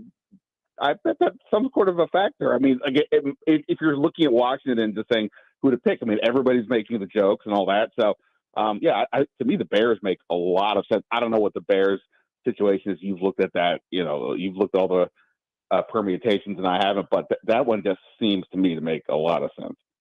Yeah, the only reason, I have Chicago, them playing Chicago week 2 on Monday Night Football. Washington, it would be then 5 out of the last 6 years that they got the season opener at home. That's a lot. And I don't know that would prevent them from doing it. But to play at home, they went 4 straight years until last year. That's why I kind of, sort of leaned in the, maybe they're going to open up on the road. Not to mention the NFC's got, 9 road games this year. AFC's got, 9 home games. But we'll see. Detroit at home could be a possibility for them.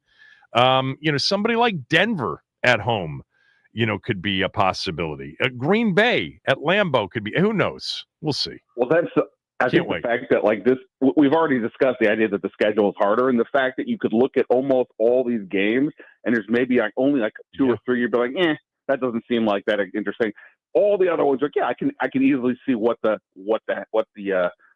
marquee is going to look like, or how they're going to promote it. So yeah, they've got a lot of good options. I think something that you just said that's just so true now is that I used to, in doing this, look for the least interesting opener because I knew that Washington more likely than not would not be highlighted in a high-profile game in week 1 because they weren't high-profile. And now you've got to look at week 1 and you got to consider them to be. They're going to either be Sunday 4:25 Sunday night or Monday night at this point. Now that we know that they're not Thursday night or Friday night. Sunday at 1 for this team off the season they had with the quarterback they have is probably not a possibility in week 1. Whereas in years past, it was typically always about Sunday at 1 and the least interesting of opponents in one of 6 or 7 games that would lead off game 1's first Sunday, but different now, which makes it much more fun to do, but harder to do. You know what tonight is, right? Wait, go ahead. What else did you have on that? So I was going to say, even a team like Atlanta, which is definitely not a marquee matchup in terms of the teams, but it would still be Jaden Daniels against Michael Penix or Jaden Daniels against your guy Kirk Cousins if it went that way. So even that one, which is not, like I said, a game I would be like, oh yeah, I got to see that. Even that one has marquee value. So yeah, it's not going to be Cousins. It's going to be Penix Jr. You never know. You never know. I mean, injuries, but that actually brings up something that I'll just keep you on with me to talk about it. So Derek Carr retired over the weekend. I saw people posting things like, I shouldn't say I saw it. My sons always send me this stuff. Dad, Derek Carr's a Hall of Famer? No, Derek Carr's not a Hall of Famer. Does anybody actually think that Derek Carr's had a Hall of Fame career? I actually thought Derek Carr was one of the more overrated quarterbacks during his career. With that said, I know he was well-liked, and he had a couple of good seasons. That season with John Gruden, where he broke his leg at the end of the year, I mean, he was a legitimate MVP candidate that year. But he's not he's not even close to a Hall of Fame quarterback. Yeah, no. There's somebody I know in the media who has been touting this. I won't say who, but somebody's been constantly pointing Carr stats as Hall of Fame worthy over the years, and we're all kind of we laugh and we laugh when this gets brought up. But no, for sure, I always viewed Carr as a bit of a bit of an underdog story because he came in as a second round pick. I remember thinking he had. A lot of people were questioning him. I'm sure some of it had to do with his brother and how David Carr ultimately flamed out with Houston. But yeah, I was like Derek Carr. But yeah, he was never he's in that he's in that Cousins-y level of no, he's not in Kirk's class. Kirk's a spot above him. He's a category above him. I'm saying at his best, Derek Carr was there. He just as a career, no, just didn't have the consistency then. Yeah. No, I mean, it was more up and down, whatever, that's different things. But yeah, he could be successful and help you, put up good numbers and all that. But yeah, and ultimately, it's not the career's not Hall of Fame discussion on any level. But bringing it up is, we now have we've had Pittsburgh as the Aaron Rodgers possibility, but now you have 2 possibilities. It's funny, Pittsburgh's got a roster, but Pittsburgh's also in a division that's brutal. New Orleans doesn't have anywhere near the roster, but they're in a division that's, somewhat gettable. It would seem like anyway. I was actually looking at New Orleans' roster just to see what they were going to do, at quarterback. They drafted Tyler Shook. Is he going to be ready to go as a rookie? Who knows? But, they don't have, in terms of some of their key players, they're not lacking in, they're not totally devoid of talent. They've got Chris Olave, who clearly would have been a better pick for Washington at number 11 in the 2022 draft versus the trade back that all of our fans were convinced was the all-time steal to get, Dotson and then to get, Hal and, whoever else, Robinson Jr. or whatever. Brian Robinson. But they've got Olave. They've got that guy, Rashid Shaheed, who's got ridiculous speed. He got hurt last year. They still have Alvin Kamara. They've got a couple of players on defense. They have, Granderson still. They've got Demario Davis. They still have some talent. Like, I wonder if Rodgers to New Orleans is a possibility.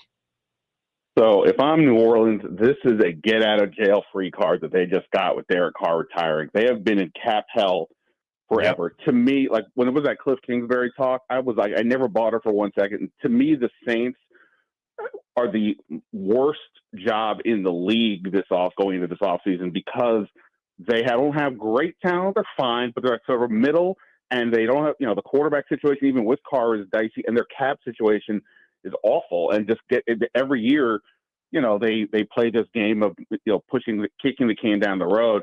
But the fact that now Carr is off the books, their cap space improved a lot. And, frankly, who knows what's going to happen in college, but like if Arch Manning comes out, there is nobody better for that franchise in particular to land the native son. So to me, they would be much better off letting Tyler Shough. Yeah, you're breaking up. Your phone's doing that thing it does every once in a while, so we're losing you here. But I think you were saying they're in good position to tank for Arch Manning. Is that what he was saying? Can you hear me now? I got you now. Yeah, I was just saying that basically I would, if I were them, I would do what you wanted to ask me a second ago about what I think tonight is in the NBA, and I would let the young quarterbacks play it out. And if they go underwater and lose, great. If they look to be good, then you have a young quarterback. But they got out of that terrible middle that they've been stuck in, and why they were such a terrible job. I think so. To me, they should do nothing. I mean, if they want to add some, Josh Johnson and Joe Flacco veteran, fine. But other than that, I would go with Shough. The only thing is they should have traded Alvin Kamara had that been the plan. Because you could have gotten something for him this year in the offseason. I guess you could still. Alvin Kamara. Your phone's breaking up. Sorry. I got to let you run. I'm up against a break anyway. Thanks as always. Alvin Kamara. What if they made him available? Would you be interested? What would you have to give up for Kamara? This is always the hard part of the conversation. Probably next year's second. You'd think bit of it. Something like that. Maybe a fourth in there as well. Yeah. All right. Dan Quinn had some things to say over the weekend. You'll hear some of that when we come back. Thanks to Ben, as always. Kevin Sheehan Show. Team 980, the team980.com. We're free and live when you download the Odyssey app, and you can now stream us on the 980 YouTube page. Hit the subscribe button and the like button when you get there.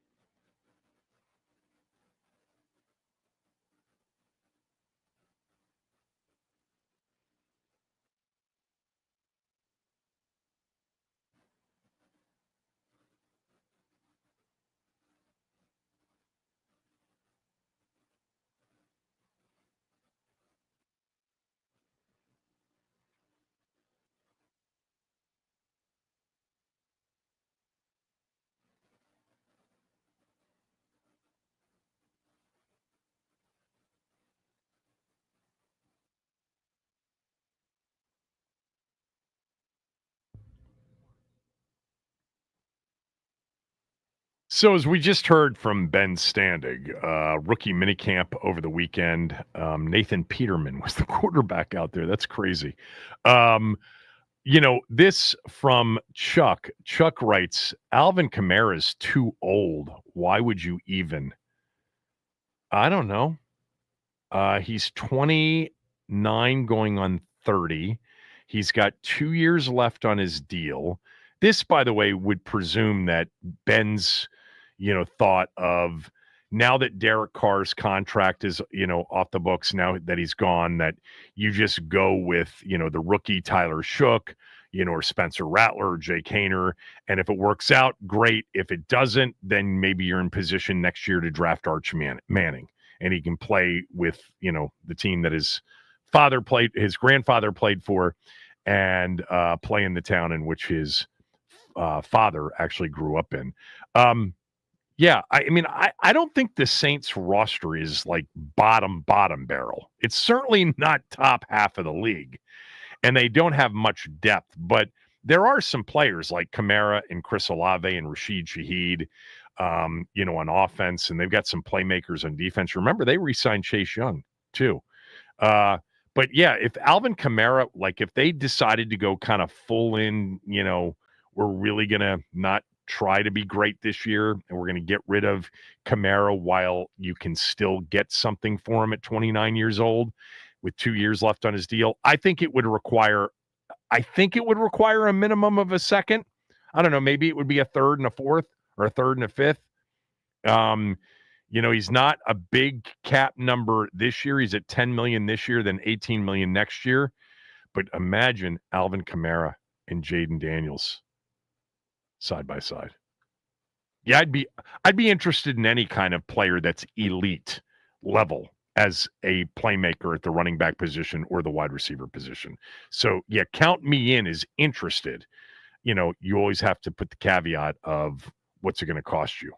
But I don't know. I still think it's a position that they have to be thinking about here for, certainly beyond this year. All right, Dan Quinn held a press conference, I think on Saturday, may have been Sunday, after a mini camp day. Couple of things we wanted to play. Ben actually asked him about not, the defensive line, not drafting, but adding to it through free agency, what his thoughts are on the defensive line heading into the upcoming season. Here's what he said. I know a lot of people ask you specific questions about some of the guys here. So let me ask you a broader one about the roster, specifically the defensive line room. You guys obviously did make a lot of moves this offseason. Maybe not some of the ones that people were expecting necessarily. And I'm just curious, when you went into the offseason for you, what was the plan with the defensive line, maybe specifically defensive end, and how did it play out to you that you ended up kind of getting the type of guys that you got? Yeah, we're pumped to add, the guys that we did to the crew. And so that's been nice part of the off season to see them and what roles. And then as we go through the off season, the training camp, those specific things will kind of work their way out and through the roles. But it's been a good start to the off season, adding the new guys to it. So yeah, I'm pumped to what we've seen so far. Yeah, we'll find out. You're not going to say, "Oh yeah, we just didn't get what we were looking for. We really wanted to add, a pass rusher. We wanted to add a big time edge setter. We wanted to do it in the draft, but it didn't fall our way." No, they added, 5-6 guys on defense, via free agency, right? It's let me pull up the list here, but it's Kinlaw, Wise, Will Harris. Kinlaw, Wise, Will Harris, Eddie Goldman, Jonathan Jones were the big, free agent ads. And so they retained Bobby Wagner. That was a big deal. And remember, they added Marshawn Lattimore at the trade deadline, and that was a big deal. So they added, bodies, and we'll see whether or not it's really enough. Like all of these things, we think we know from the outside looking in, but we don't know what they think. Like one of the things I keep coming back to is, do they have big plans for Luvu in year 2? And did they think that Dorrance Armstrong really came on in the postseason and can be a more consistent, edge setter, which he was fine at, but also pass rusher? And what do they think about a guy like Jordan McGee? What do they think about a guy like Javonte Jean-Baptiste, who I had heard last year that they liked, that they thought had real talent? You know, maybe they would have added an edge defensive end had one fallen that they really had rated very high on their board. They drafted their board. I think Dietrich Wise has possibilities. Kinlaw is the one that, for the money, it seemed rich. Definitely seemed a bit expensive. This was Quinn over the weekend talking about the characteristics that were a must for them. And so when you look back on last year's rookie class and then this year's rookie class, what were some of the characteristics that you thought were must-have characteristics, capabilities, what have you, for this year? It stands out, not just from last year's class, but I'll speak to that specifically, the work ethic that it takes. And so like when you speak of a guy like Jaden and all that is unseen that goes in, like this is a person that absolutely grinds, and everybody on our team knows that and is appreciative of that because of that work that he puts in. So early on, I want to make sure, man, like come in and be a great teammate. Not every player can become a great player, but you can become a great teammate. The way you're going to support, the way you'll put out the energy, the way you're going to go fight to get it right. Those are things that when you're done playing, you say, man, I played with so-and-so. That dude was a great teammate. Like, what a huge compliment. And then the second thing is like, man, be open to absolutely going for it. All right. This is the vision we have. This is where we think we can take you to. So many times a person coming in from college, they're not sure of that yet. They're not sure what they can be. And so that's our job. This is the vision we have for you, and this is how we're going to take you there. And the people that are willing to just absolutely go for it, you kind of see that take place. And we've said before, like, our place isn't for everybody, but for the ones that absolutely go for it and do that, like, there are some really, really cool things ahead. Dan Quinn this weekend. He was also just, asked about how much more prepared he feels going into year 2 as the team's head coach. Here's what he said.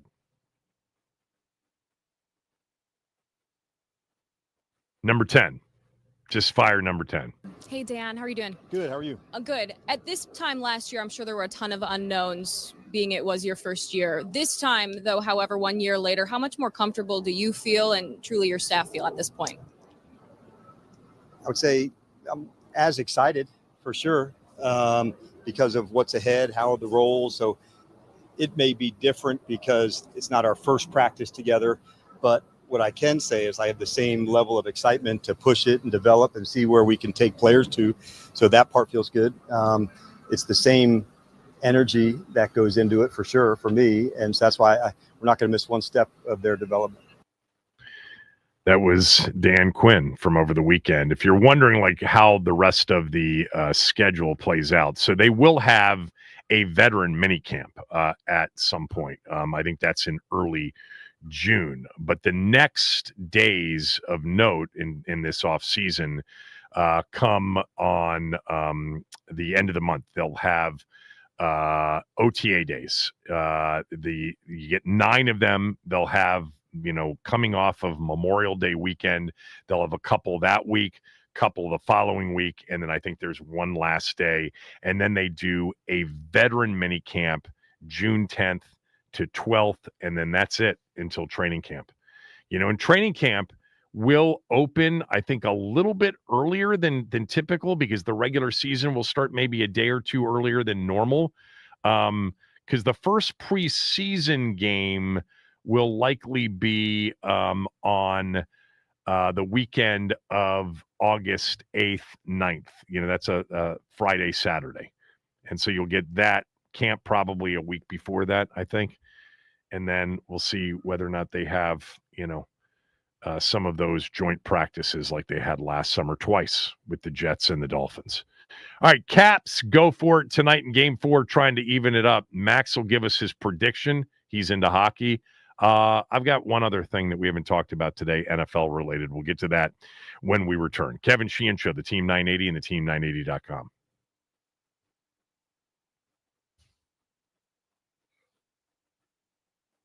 All right, NBC, they just announced that they've added Michael Jordan as a special contributor for the network's NBA coverage starting next season. They have secured the rights from 2025 on. And it appears that they are looking to replicate what TNT did with Wayne Gretzky in their NHL coverage. Bring out the brooms. The Washington Nationals were swept by the St. Louis Cardinals over the weekend. They lose 6-1. Nathaniel Lowe with the lone home run of the ball game. The Nats will take on the Braves tonight, right here on the Team 980. Nats on Deck starts at 6:45 with Charlie and Dave. Tonight, we find out the winner of the Cooper Flag sweepstakes, and the Washington Wizards hold a 14% chance at the top overall pick. They can land anywhere between the 1st and 6th, and Bub Carrington will be the team representative. The Caps looking to get going tonight against the Canes, looking to bounce back after a 4-0 loss on Saturday night. Pre-game will be at 6:45 here on 106.7 The Fan. Ryan Leonard has appeared to be drawn in tonight. He was out with the skating with the team, and Taylor Radish was skating with the Scratches. This update is sponsored by the Team 980 YouTube page. Just open the app, type in the Team 980, and hit subscribe. Kevin Sheehan is live from 10 to 1, and Craig Hoffman from 4 to 7. Don't forget to like the stream and turn on notifications to stay up to date on all things DC sports. And that's what's trending.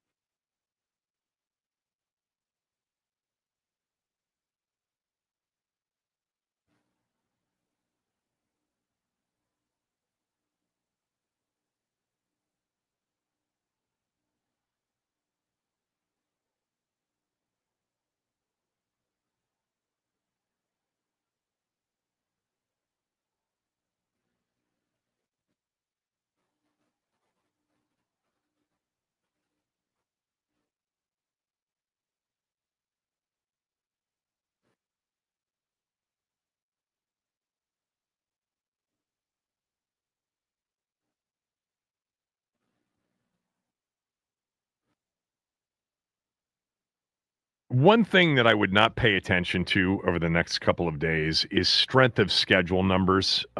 It's just not necessarily meaningful when you base it off of last year's records. What is much more of, I think, an accurate portrayal before a season starts of your strength of schedule is projected win totals. Teams change significantly from last year to this year. I bring that up because Washington, per like strength of schedule measurements right now, they've got the 8th toughest schedule going into next year. That's based on the records of teams they played that they'll be playing on their schedule last year, this year, but their records from a year ago.